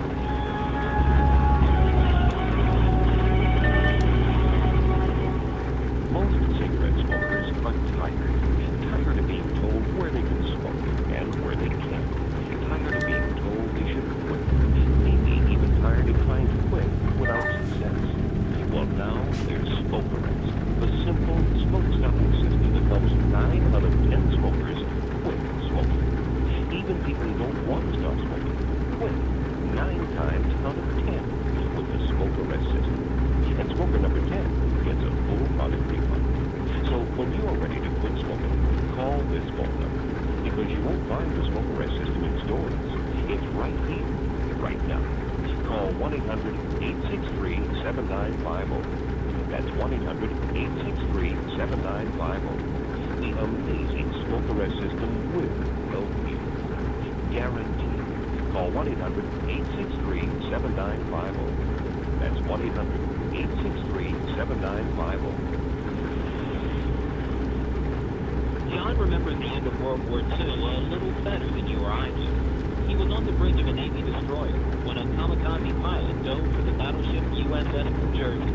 A blast from a 5-inch gun, and the explosion as the plane slammed into the ocean severely burned John's eyes. That explosion was the last thing John would ever see. John's life didn't end that day in the Pacific. He returned to the States, started a successful business, and became a guiding force behind the Blinded Veterans Association. If you're a blinded veteran or know someone who is, call BVA at 800-669-7079. Learn about the services and benefits you earn by serving in the military. Call whether your sight loss occurred during active duty or years later. That number again is 800-669-7079 for the Blinded Veterans Association. Follow John's lead. Call today. It's the most effective financial weapon you will ever have. It's the 3-volume Smart Money Financial Library. 3 superlative volumes. A mutual fund planner, a tax planner, and a retirement planner. The library is truly valuable, but you can't buy it at any price. The Smart Money Financial Library is your free or paid subscription to Smart Money, a magazine of the Wall Street Journal. Each issue is packed with timely, accurate, inside information on investments, mutual funds, bargain stocks, taxes, and more. Smart Money is more than a magazine. It's your personal money manager, full of vital, accurate information on how to make and save money. Smart Money, your key to financial freedom. 1 full year of the best financial advice the Wall Street Journal can offer is just $24. You can't lose. Satisfaction guaranteed. Order call 1-800-232-4033. That's 1-800-232-4033. 1-800-232-4033. Yo, who behind you? You're graduated now. Nobody's going to get it now. You've had some dreams and you do something. Take some action to make the world a better place. You want to have. You want to change the numbers. You think the best you can. You want to rock the world. You want to ready to go. You're going to make it. You're going to do it now. You are ready to do it. Go ahead. Be a part of a teammate for winning. You are ready to do it. Go ahead. Make a start. Get prepared for the future. God is sharp. Today to get respect. Keep the guns off our stage. Let you go. Say some next with the armor pollution. Get the high tech. Make your men and your women. Let me ask you to reveal. Be part of the action. Learn about very good jobs for young men and women in the U.S. Coast Guard. Try out a variety of jobs. Find one that's right for you. Figure out your future. Call 1-800-424-8883. 1-800-424-8883. You are ready to do it. Go ahead. Make a start. Be part of the action.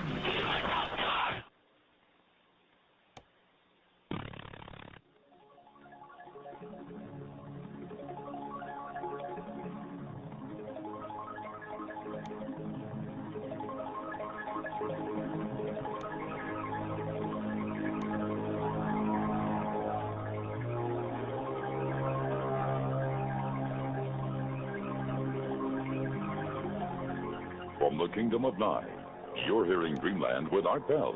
To participate in the program, call toll-free 1-800-618-8255.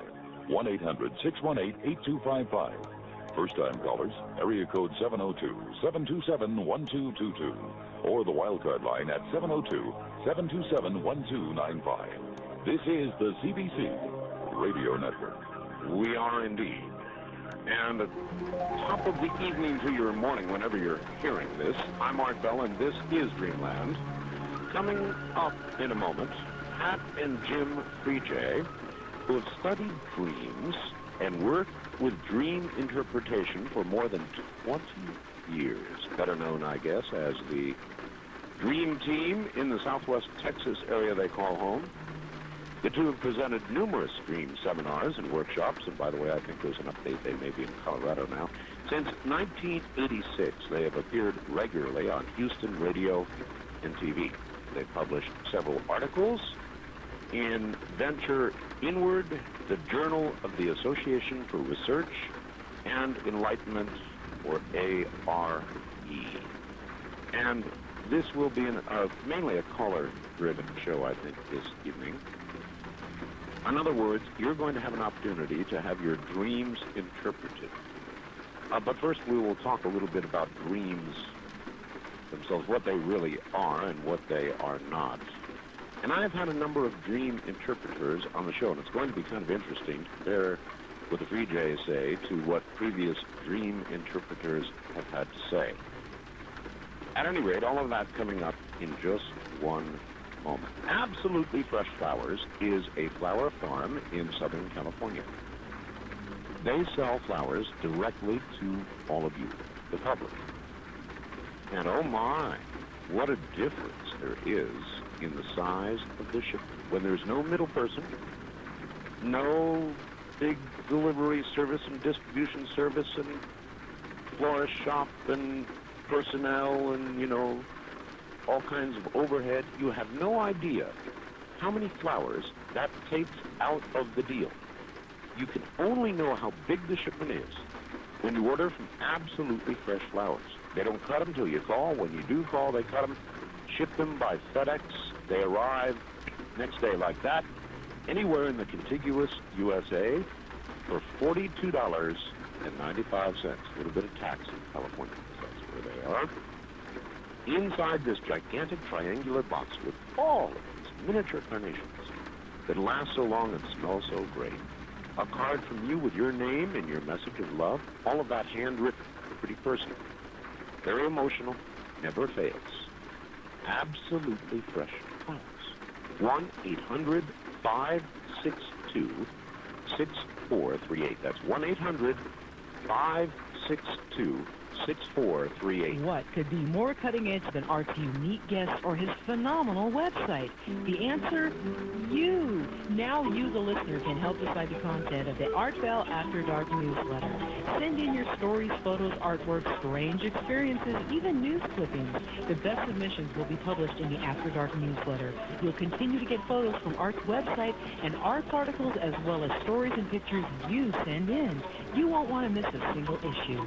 To subscribe, call 1-800-917-4278 or send $39.95 for and a little more to P.O. Box 3130, Central Point, Oregon 97502. Send your submissions to the same address. Articles must be typed. Do not send originals of photo or art, as submissions become property of CBC. Subscribe now. Call 1-800-917-4278. 1-800-917-4278. Well, all right, now to, I think, actually, Colorado. It would be Pat and Jim Freejay. Are you there? Yes, we are. Okay, excellent. That must be the one of you, and how about the other of you? Right here, Art. All right, very good. Good to hear from you too, Pat. Folks, let us begin with the obvious. What are dreams? Dreams are messages from your subconscious mind. Most people think when they go to sleep at night and they close their eyes, everything on their body shuts down. The reality is the brain never stops working. It continues to work. And whatever you're thinking about, whatever you're worried about, this is what your brain usually continues to work on, and it shows up in dreams. And the unconscious mind frequently gives us solutions to our problems in these dreams if we just listen. So you're saying that dreams are always relevant in some way? Dreams are always relevant. Some are more relevant than others. Some are rather insignificant, but they're always about what's going on in your life. We believe, Art, that every dream is a guidance dream in some form or another. A guidance dream. Huh? Something, in other words, it's trying to tell you to do something, or it's simply your brain trying to work out something going on in your life, or both? It's both, really. And then, of course, it tries to give you messages. Frequently, it'll give you messages.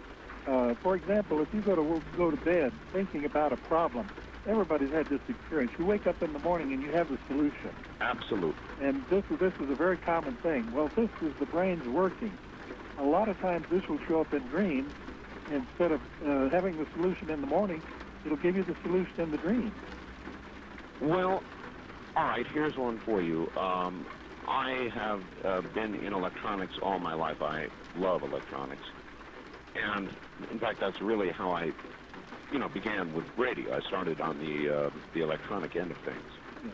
And I have a way with electronics. I am obsessed, as I am with most things in my life. And when I have something that is broken, I have spent sometimes days on end working on this stupid piece of equipment, not being able to find the problem, to the point where I'm dead tired, and I drop in bed, boom, drop.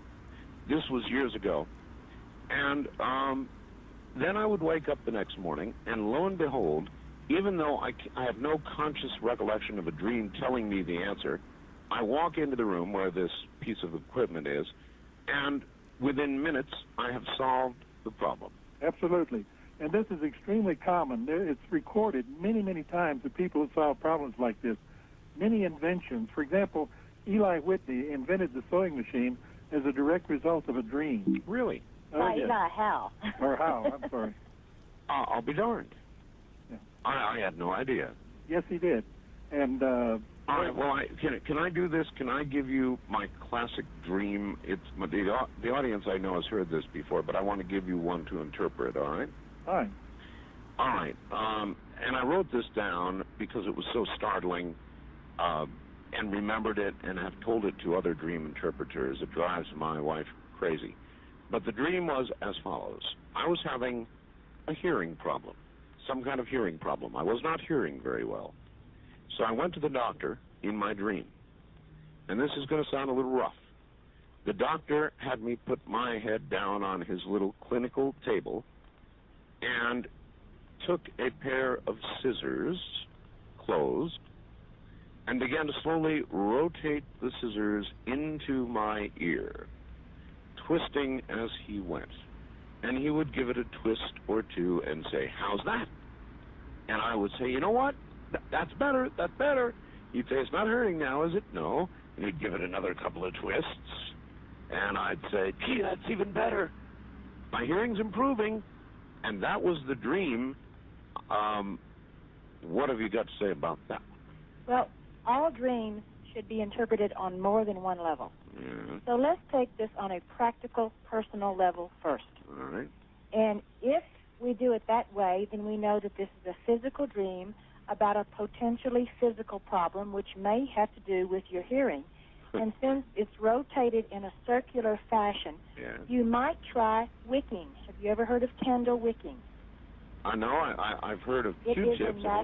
It's a natural way of removing the blockage of wax from your ears, and it's a spiraling circular motion that you put this tubular type of paper in your ears. You set fire to the end of this paper. I'm serious. The paper's about a foot long. Yes. And the smoke forms in this funnel effect, much like a cyclone, a spiraling effect. Yes. It melts the wax and pulls it up into the paper. And it is called candle wicking. You can find it, and you can have it done anywhere, and it physically removes the wax. Now, I was almost ready to say I'd prefer the scissors, but I guess this is all right. It's quite painless. But let's look at it from a deeper level, because every dream comes to you on 3 levels of consciousness or 3 levels of awareness. Okay. On a deeper level, you are not listening to something that is deep and profound that is coming from within you. You are not listening to that quiet, silent inner voice that's giving you a message.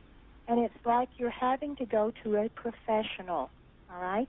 Whether this professional would not necessarily be a doctor, but he might be a psychologist, or he might be a counselor or some kind, that would facilitate you to cut away the garbage, cut away the membrane, cut away the blockage that's preventing you from looking and listening to what's happening within, so you can get the message. And with you, I'm not saying you're a stubborn soul, but I'm stubborn. But the implication is that this is almost a surgical procedure, for you to listen on a deep level to something that is coming up from within you, giving you information. Well, I like your first interpretation. I've been in radio for about 35 years or something, long time, and I've been wearing headphones all that time. A lot of the years were rock and roll, and I'm sure that I have impaired over those years my hearing. And so I think I've always thought that's kind of what it was. Well, then go to a health food store and ask somebody about some candle wicking. Right? And your wife can do this for you. Oh, she sure could. If you can trust her to set flame to something that close to your hair. From scissors to flame, all right. Interesting. All right, let's talk a little bit about dreams in general. There are a lot of people who say that it is possible to control your dream, that you can consciously control what you will dream. Do you believe that to be true? Yes, many people can, and we call this lucid dreaming. Lucid dreaming. And it's just, you're having a dream, say, and you don't particularly like where it's going or what's happening. You can actually take charge of it and make it go wherever you want it to go. Interesting. There's a tribe of Indians in Indonesia. Is that correct, Jim? Yes. The Sonoy, is that correct? And they train their children to do this at a very, very early age. Okay, and well, train me. How do you control your dreams?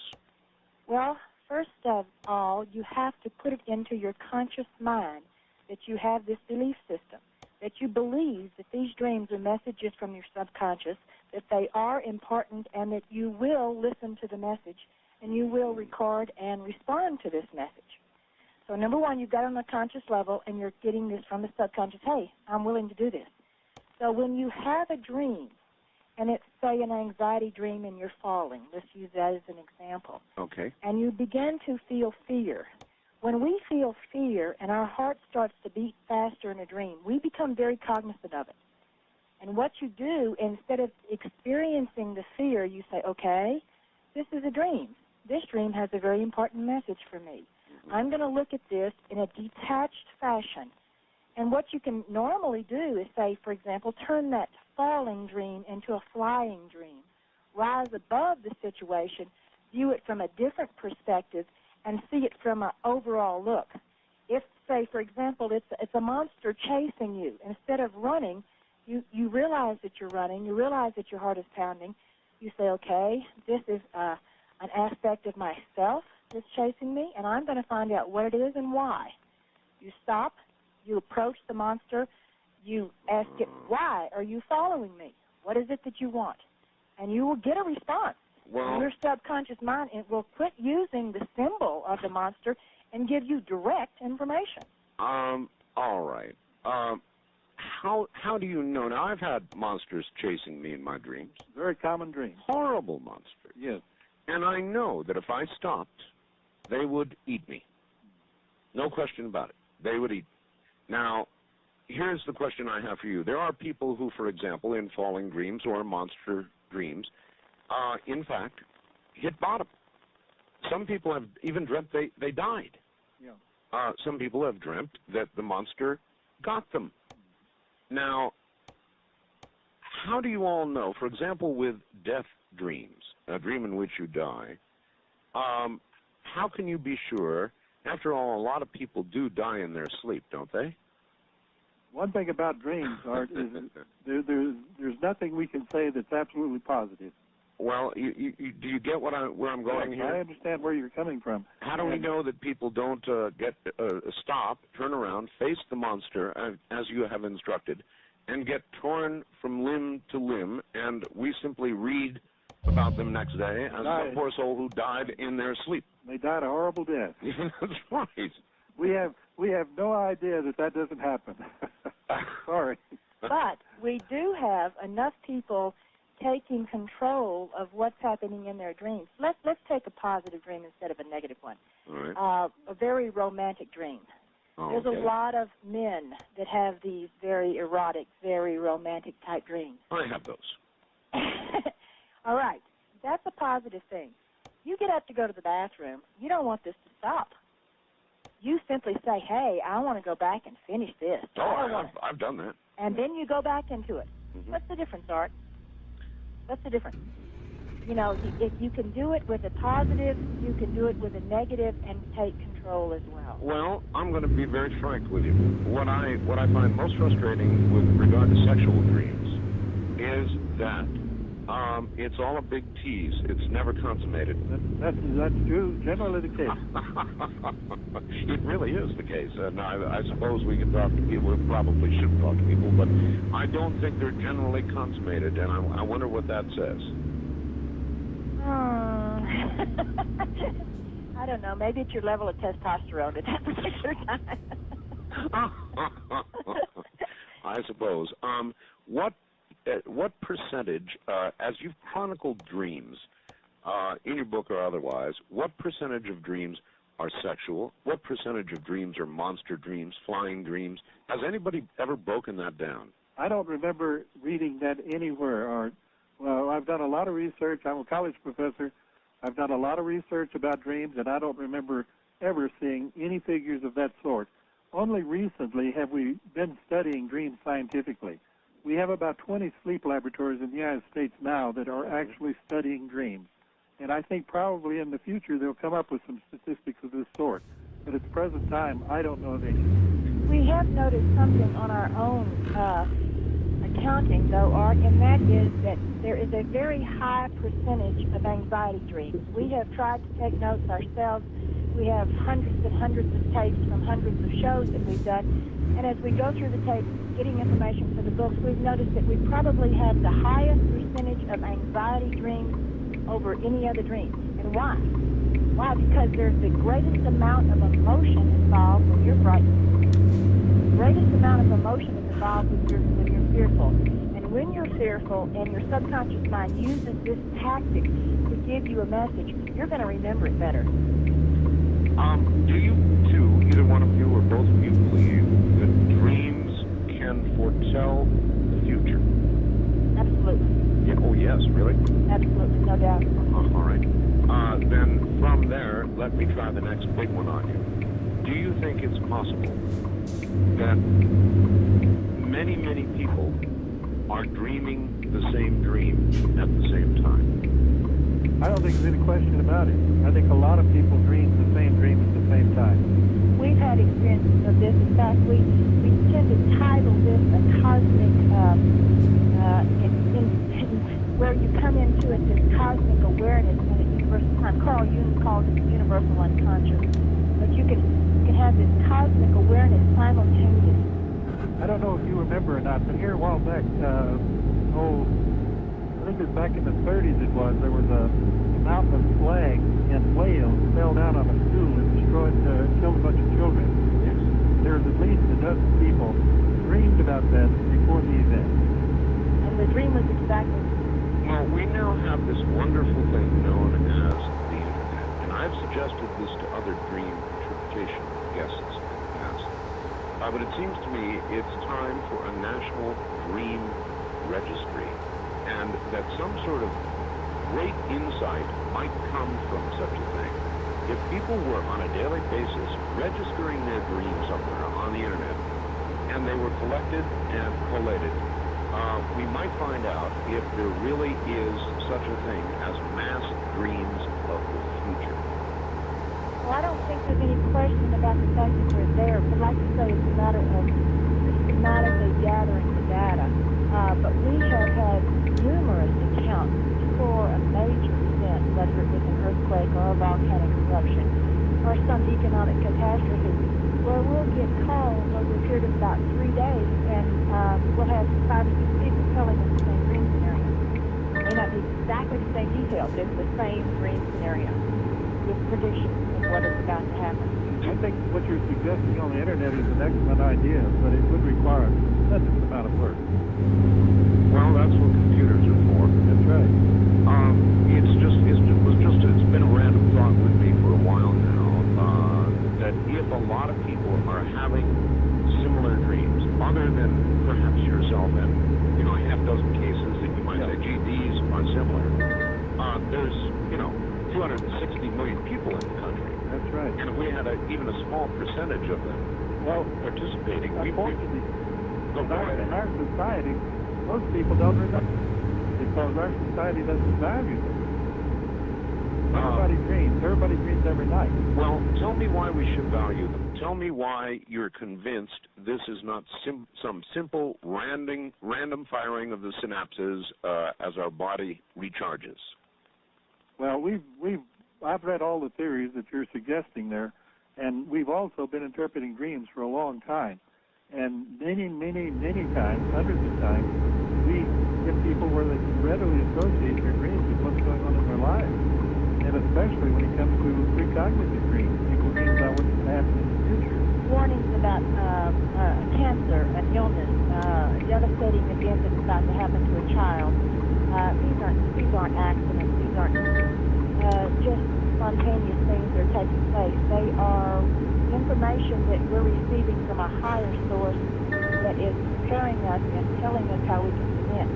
If we can have these random mass dreams of the future, maybe we can see enough to sidestep this ecology thing, or sidestep these wars, or sidestep these natural events, be prepared for them better. What do you think is the source of this information? In other words, when we separate just the fact that we dream about current events in our lives from a precognitive dream, which would seem to be some other power interceding, anybody want to jump off the edge of the cliff here and say where that's coming from? We believe there's only one source. Or, Jim, do you want to dive first? Well, as you're certainly aware, there are many references to dreams in the Bible. Well, I don't think God stopped talking to people simply because we stopped writing the Bible. I think we're still getting messages from a higher source. Now, exactly what this higher source is, somebody knows for sure. Where did Ed Sage agree with him, I'm sure? Of course. Where did he get his information? God only knows. It came to him. And there are so many other instances of this sort that we just simply do not understand. All right, we'll pick up on this exact point when we come back. Relax, you've got several minutes. It is the Dream Team, Pat and Jim Free J. I'm Art Bell from the high desert. This is Dreamland.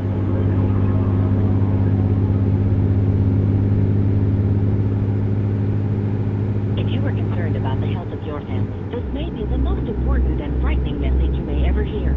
Did you know that due to the heat and perspiration that your body gives off while you sleep, your pillow becomes a breeding ground for fungus, mold, and dust mites, all of which may cause severe allergies and possibly other more serious illnesses? Now, at last, there's the Ecology Pillow, manufactured using a special blend of DuPont patented antibacterial Dacron fibers, proven in lab tests to control the growth of bacteria, mold, mites, and other common allergens. The amazing new Ecology Pillow will help make you and your children allergy and bacteria-free while you sleep. You'll notice the difference immediately. Call 1-800-228-1080 to order your Ecology Pillow. Standard size is only $19.95, Queen $24.95, King $29.95. Call 1-800-228-1080. That's 1-800-228-1080. It's the best investment you can make for the health of your family. If you, a friend, or a family member is a veteran with a severe visual impairment, the Blinded Veterans Association wants to hear from you. For more than 50 years now, BVA has linked blinded veterans and their families to federal, state, and local benefits. To find out more about the Blinded Veterans Association, call toll-free 800-669-7079. Call today, 800-669-7079 for the Blinded Veterans Association. It's sure good to spend some time with you today, son. I was going to the park. I thought I'd teach you a little something about electricity. This is what we call a Grandpa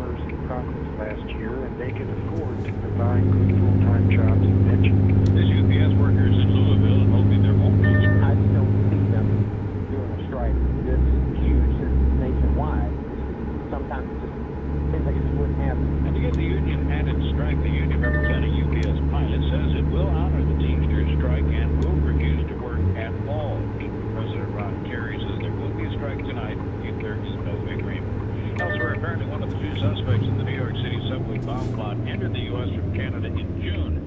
Abu Mazer applied for asylum. Officials say his case was routine and he was released on bond. Whatcom County Sheriff Dale Brandlin doesn't think too much of the immigration law. I think the head of the Border Patrol station here is extremely frustrated by his inability to do the job. But even when they catch somebody, they can't do anything with them. They give them 60 days to leave the country. Well, what a joke that is. That Canadian station is in upstate Washington State. This is USA Radio News. This is a message for overweight people. Thousands of people have been losing weight for months with the remarkable discovery of an all-natural fiber substance called chitin. You've probably heard in the news that when taken before meals, chitin absorbs pure fat, making that fat indigestible and eventually passing it naturally right out of the body. Your body then burns its own stored fat and you lose weight. What's really exciting is you too can lose weight with this amazing product called Fat Absorb. Although results may vary, you have no choice but to lose weight when taking Fat Absorb. No choice guaranteed or your money back. And you should know that Fat Absorb is completely safe and effective. And now you can try Fat Absorb risk-free with a 90-day money-back guarantee. Call 1-800-882-9873 for discounted pricing information. Call 1-800-882-9873. That's toll-free, 1-800-882-9873. More wildfires hit Southern California. The worst of the blazes, one in San Diego County, should be contained late tonight. Some 500 acres with 11 homes has been scorched. Forestry spokesman Glenn Jenkins says the firefighters have had their work cut out for them. Large boulders, trees, steep terrain. The problem was getting to all the dwellings with the apparatus due to all the numerous homes that were within all the brush and chaparral areas. Jenkins says that Lake Wolford fire was deliberately set, and they have found the device that was used. Meanwhile, another hot day for residents of Southern California. A record 97 hit Saturday in downtown L.A. In Sherman Oaks, Pepe Davis had to get his baby son out of the sun. Hot. Really hot. Too hot. This guy's cranky and wants to go home now.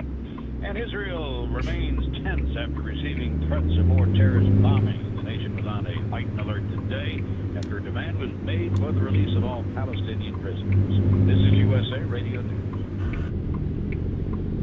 I play soccer, I cycle, and the heat, the humidity, when I sweat, it causes me an itch. I like to use Gold Bond medicated powders. You're listening to Jeff Robertson of Lexington, Kentucky. Gold Bond feels very cool, feels very tingly. It relieves male itch, or any general itching for that matter, actually. Get relief from male itch with Gold Bond medicated powder. Triple action Gold Bond medicates, absorbs, and soothes. I use Gold Bond all the time. I love it. Triple action Gold Bond. More than a powder, it's medication. Use only as directed.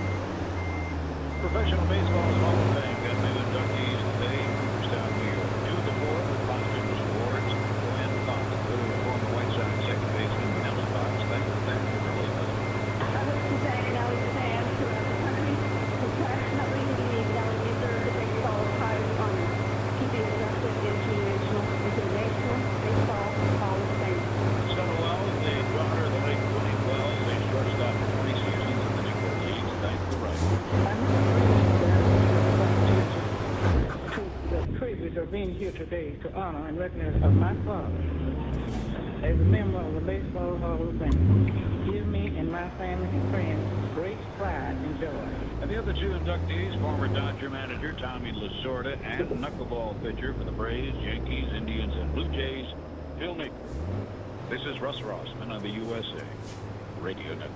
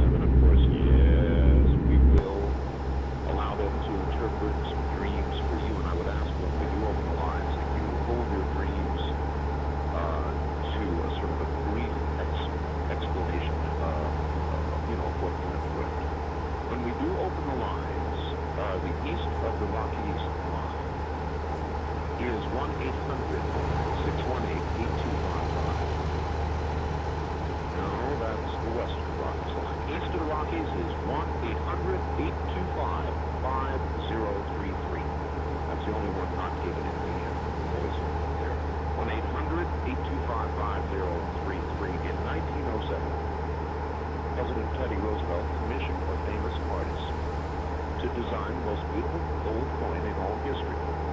As I said, I've been driving. In ancient times, they probably didn't commission artists, so they just cut off their heads.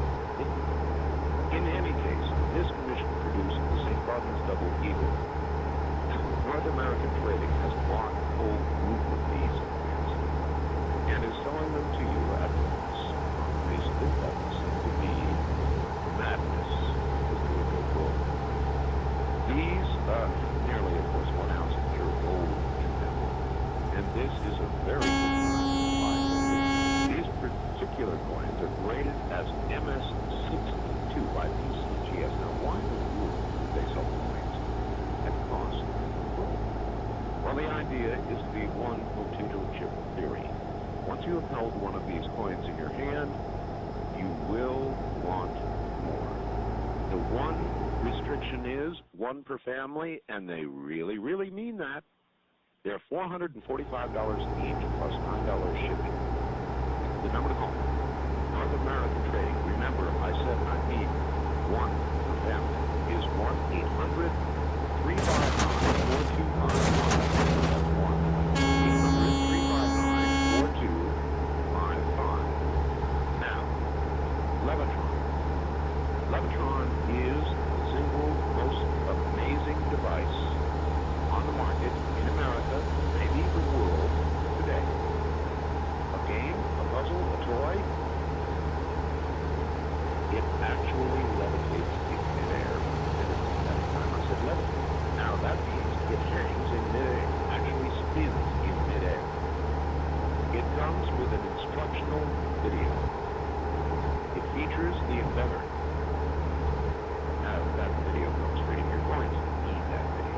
Otherwise you're going to go into the unsure halls of madness trying to make it work. The order call 1-800-275-2877. And now you can fly higher, you can fly longer with the brand new Super Levitron and the incredible Levitron Perpetuator. The Super Levitron uses rare earth magnets that fly twice as high.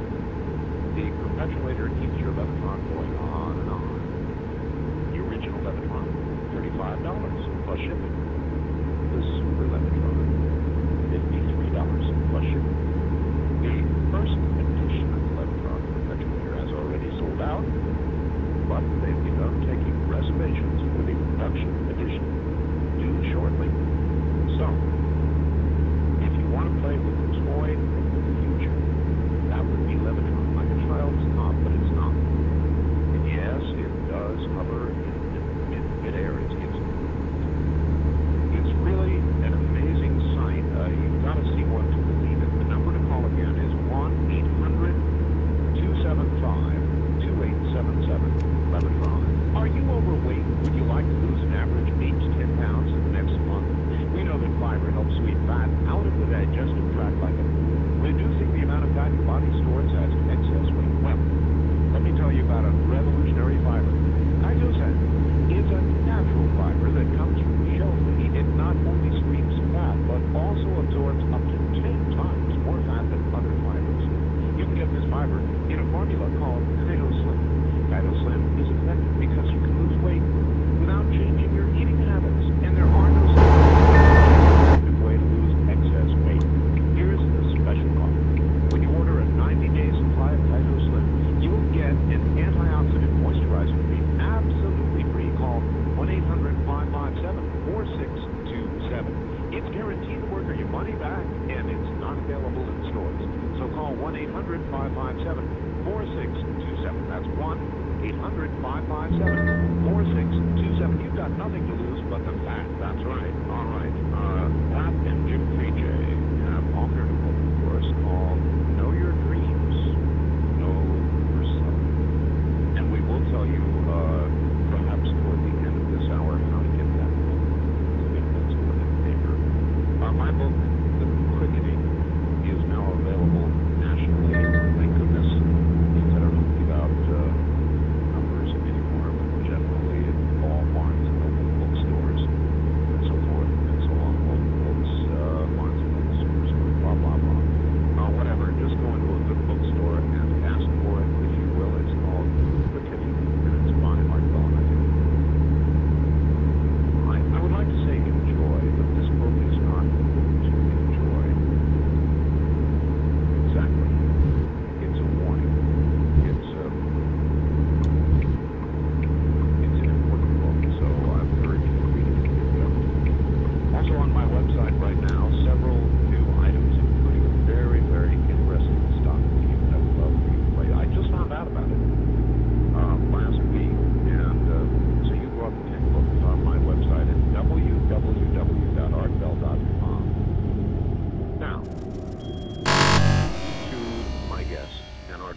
Dreams, Pat and Jim Freejay.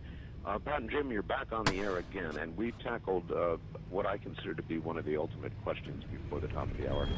That was, if we have precognition in our dreams, what is the source of that information? To which I think you replied, there is only one source, and that is God.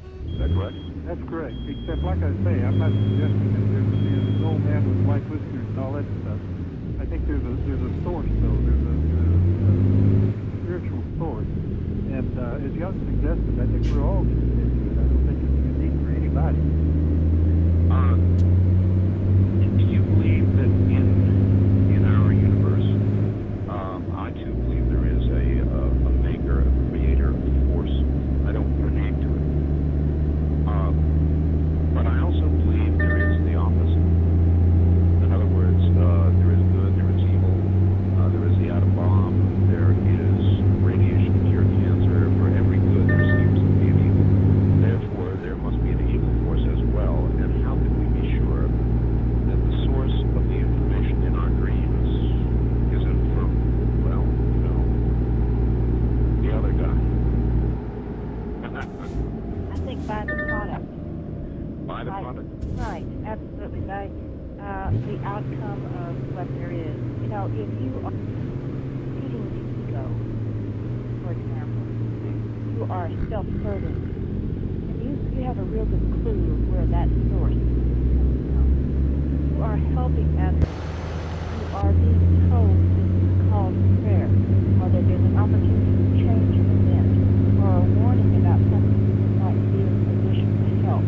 Or, for example, you're given a self-awareness that tells you, quit gossip. You know, your teeth are going to fall out. Quit having a bad attitude. Your hair is going to look matted and tangled and ugly.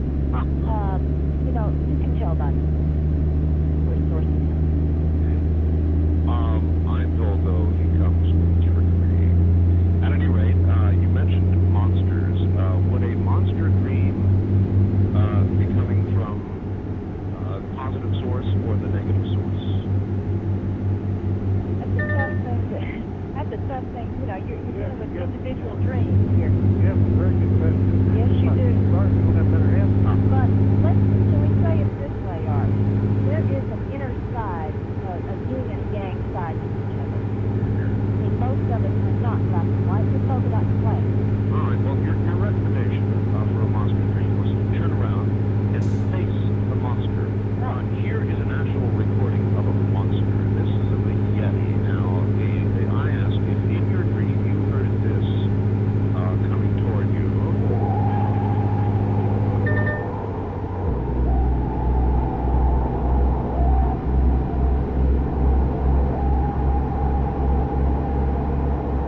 That is an actual recording of a Yeti. If you heard that coming toward you in your dream, would you turn around and face that guy?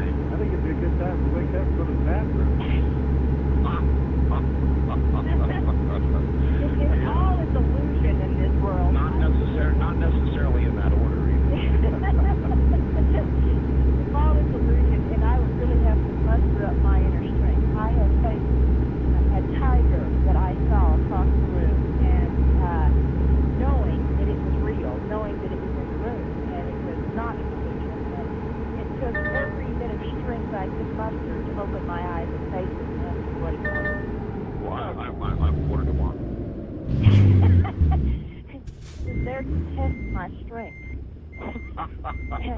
and I almost lost. What I'm saying is, we have this negative factor. Most of the time, these monsters are our own monsters. These are our own dreams. These are our own little tasks that are there on us.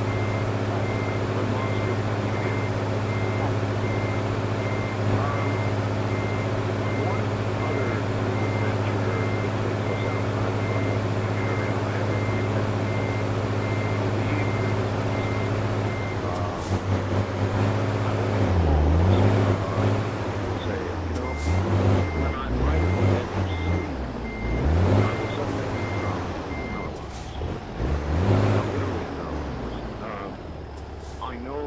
then that I'm conscious.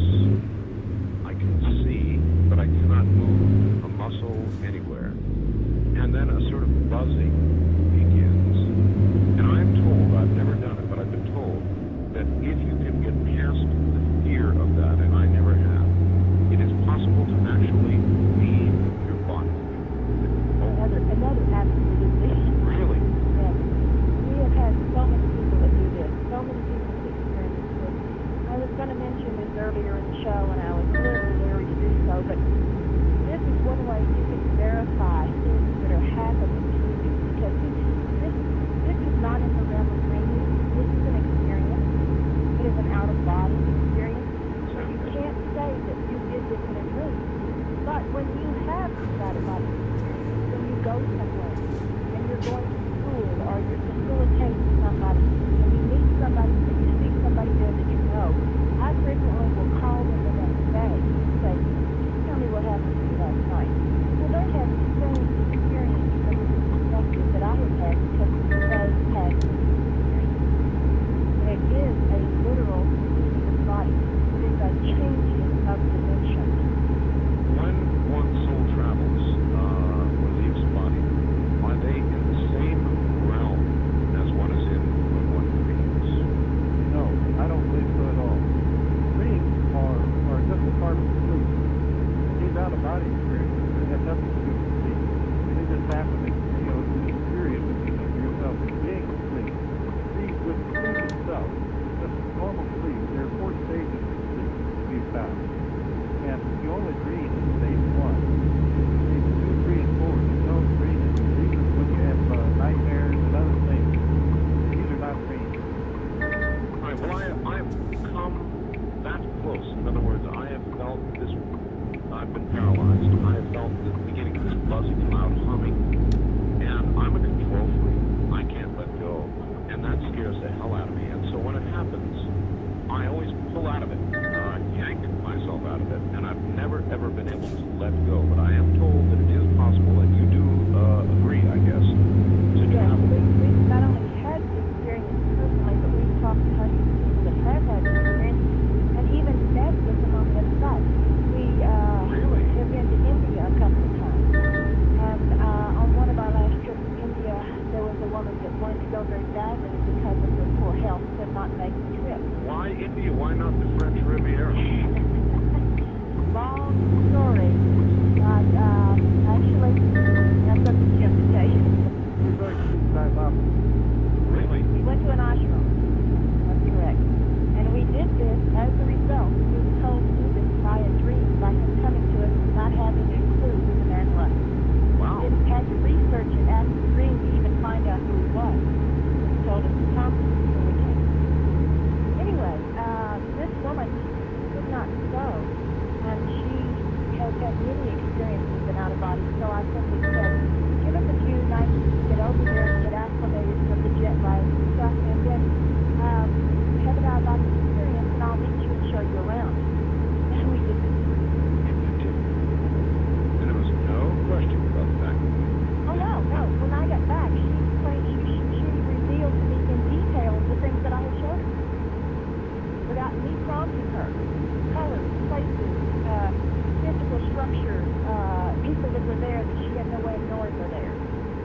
This implies that there is so much more to our minds, our brains, our being, our soul, than we have understood. I don't think there's any question about that. We haven't even scratched the surface to understand who we really are. Yes, I'm not sure either. Have either one or both of you seen the movie Contact? Yes. I just saw it yesterday, and it's still having a rather profound experience on me. And of course, the one great line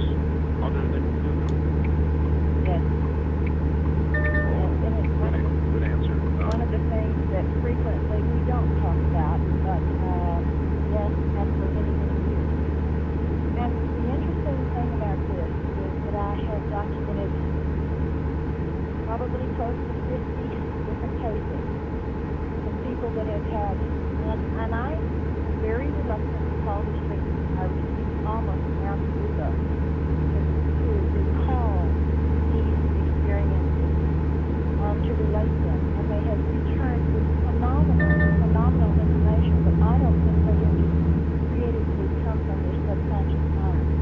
They were given this information. For example, one woman was given information about a new gland that is in the body that's going to help us move into the next millennium and to survive the coming earth changes and events. Another woman was given information about, she's a nurse, by the way, was given information about a change in the DNA and the importance of the first 3 weeks of pregnancy for women to keep this DNA from mutating. All kinds of very valuable information that people that would normally have resources. All right. Now you've taken me down this path, so I will proceed. I mentioned, I'm sure you heard me mention, I've got a book now, this book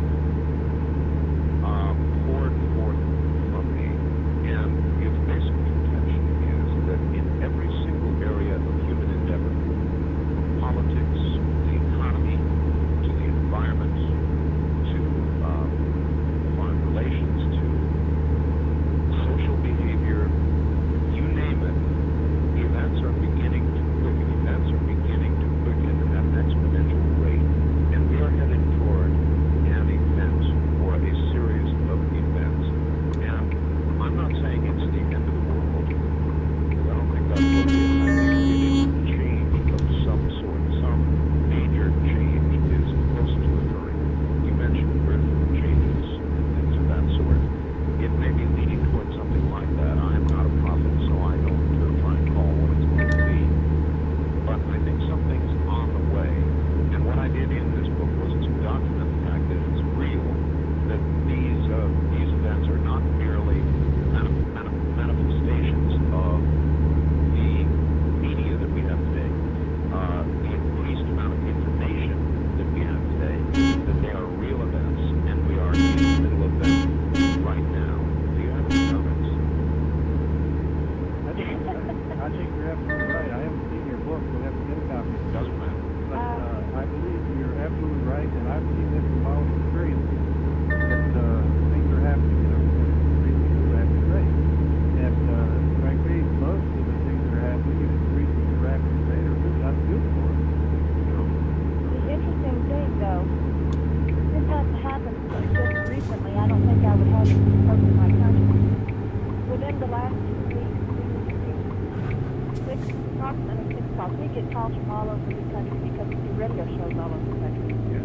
And 6 different calls, 6 different places in the United States, dreaming about a frequency change that was going to take place on the Earth between the 20th and the 27th of July.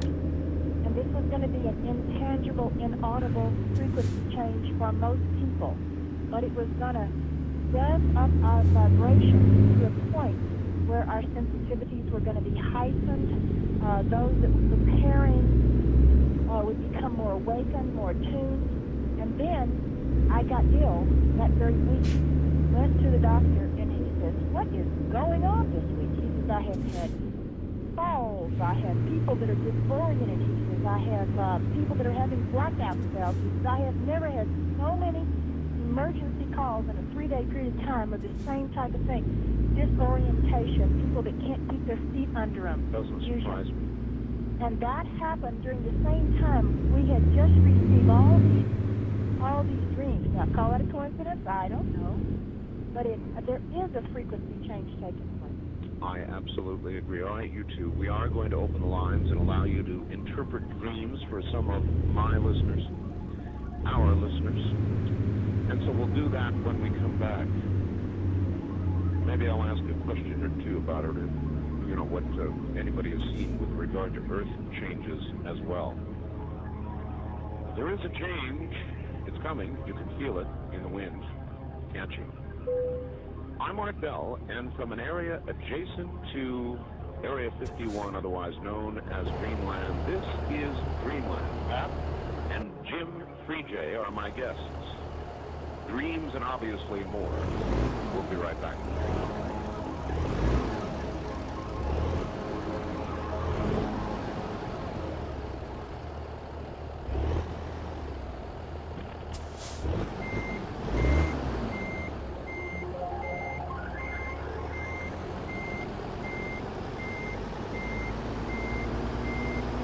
You may be paying too much for your life insurance. Most people are not aware that the premiums for the same level of coverage can be dramatically different from company to company. By shopping around, it's possible to save hundreds or even thousands of dollars. Most people don't have the time nor the expertise to do a proper job of shopping for life insurance, but the Best Quote organization will do the shopping for you for free. They compare rates from the country's highest-rated life insurance companies, and when you call their toll-free number, they'll send you a free, no-obligation comparison of the policies that represent their best value for you. Listen to this. I'm 40 years old, and Best Quote found a $250,000 term life policy for me for only $18 a month. The other rates I've been quoted didn't even come close. Find out how tens of thousands of others have saved up to 70% on their life insurance. Get your free comparison by calling Best Quote's 24-hour toll-free number now. Call 1-800-407-4554. That's 1-800-407-4554. Coverage is available in most states. Okay. Okay, attention everybody. It's time for Michael's report. Michael? The sun. The middle of the sun is 30 million degrees. If they had that hot, it would burn a small town to the ground. The heat from the sun travels 93 million miles to the earth in about 8 minutes. The sun is like deadly rays, creeping up like worms on the sidewalk, causing nasty, orange lights to sound cars and noise. 1 out of 5 people get skin cancer in their lifetime, usually from excessive exposure to the sun before the age of 18. Protect your kids. Use sunscreen. Thank you, Michael. That was very informative. Thanks. Did anyone help you with your report? Yeah. This is dermatology. A message from the American Academy of Dermatology. Hey, I started taking a new vitamin. Oh, yeah? Yeah, it's the latest thing. It's got antioxidants. The stuff they say may help slow down the aging process. You ought to try them. Jerry, I've been taking antioxidants for almost 10 years now. What? You knew about antioxidants 10 years ago? No, but the doctors who make my vitamins knew. What do you take? MDR Fitness Tabs. You know, MDR as in medical doctors research. The experts who make the medical discoveries we'll hear about in 10 years. Yeah? And that's why Sue and I take MDR vitamins. We don't have to worry about keeping up with the latest nutrition news. They do it for us. And they send them fresh direct to our home. It's a multivitamin, huh? Yeah. Comes with a morning and evening formula with 21 nutrients for good health and energy. Just call MDR toll-free. For $5, you can try their vitamins and get this sports radio free. Hey, wouldn't you spend $5 to feel like $1 million? You bet. MDR is not available in stores, so credit card customers call now to try MDR for just $5 and get a pocket AM/FM sports radio free. Call 1-800-313-1600. That's 1-800-313-1600. This is HealthGeek. Children too often learn unhealthy behaviors as they age. Being sedentary is one of these. But a large study in nearly 100 public elementary schools in 4 states shows that kids, all kids, can learn to be physically active for life. The study included white, African American, and Hispanic students and those from different economic backgrounds. Here's Dr. Tom McKenzie of the Department of Community Pediatrics at the University of California, San Diego. Dr. McKenzie was a researcher with the study. The intervention was conducted in California, Louisiana, Minnesota, and Texas, and there was an increase in physical activity of the children in all 4 states. Dr. McKenzie points out that the CATCH program works by using physical education classes already in the schools. Classes met 3 times a week and involved kids in grades 3 through 5. For the National Heart, Lung, and Blood Institute, I'm Valerie Yarbrough. Young or old, married or single, everyone needs a will. If you don't have a current will, you sell it's just a phone call away. With a lawyer you can write your own will for less than $20. Easy to follow directions in your National Will Kit, show you how to simply fill in the blanks in the will form we include. In an hour or less, you'll have an up-to-date will, one that's legal in all 50 states. Remember, without a current will, the courts will decide who gets your estate. And name a guardian for your minor children. A stranger could choose your final resting place. Order today and we'll include a free living will guide, one that assures your wishes will be followed in case of an irreversible injury or illness. This $8 value is free if you order now. Have a charge card handy and call 1-800-224-1112 to order your National Will Kit. Only $19.95 plus shipping for the Will Kit and Living Will Guide if you order today. Satisfaction's guaranteed. Call 1-800-224-1112. That's 1-800-224-1112.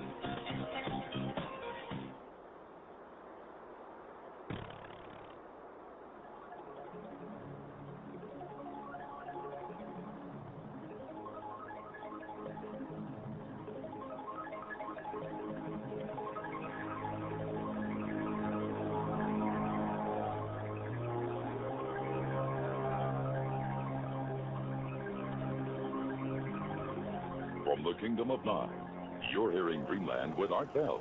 To participate in the program, call toll-free 1-800-618-8255. 1-800-618-8255. First-time callers, area code 702-727-1222. Or the wildcard line at 702-727-1295.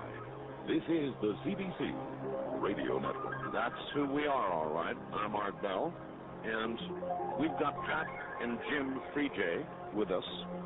They are dream analysts, interpreters, whatever, and more, because obviously their research has gone well beyond the area of dreams. But we will allow interpretation of dreams or other questions you have about dreams or the sleep state or anything else, frankly, that we've been discussing.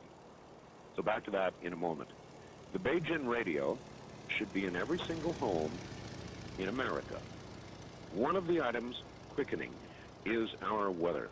Whether it is short-term or long-term, I don't know. Whether it's a short cyclical change or there are earth-changing events on the way, I don't know. Either way, when the power goes out, one of the things you're going to want is information. And if you own a Beijing, you can be sure you'll have that. It's an AM/FM shortwave portable radio. And it doesn't use batteries, and it does not plug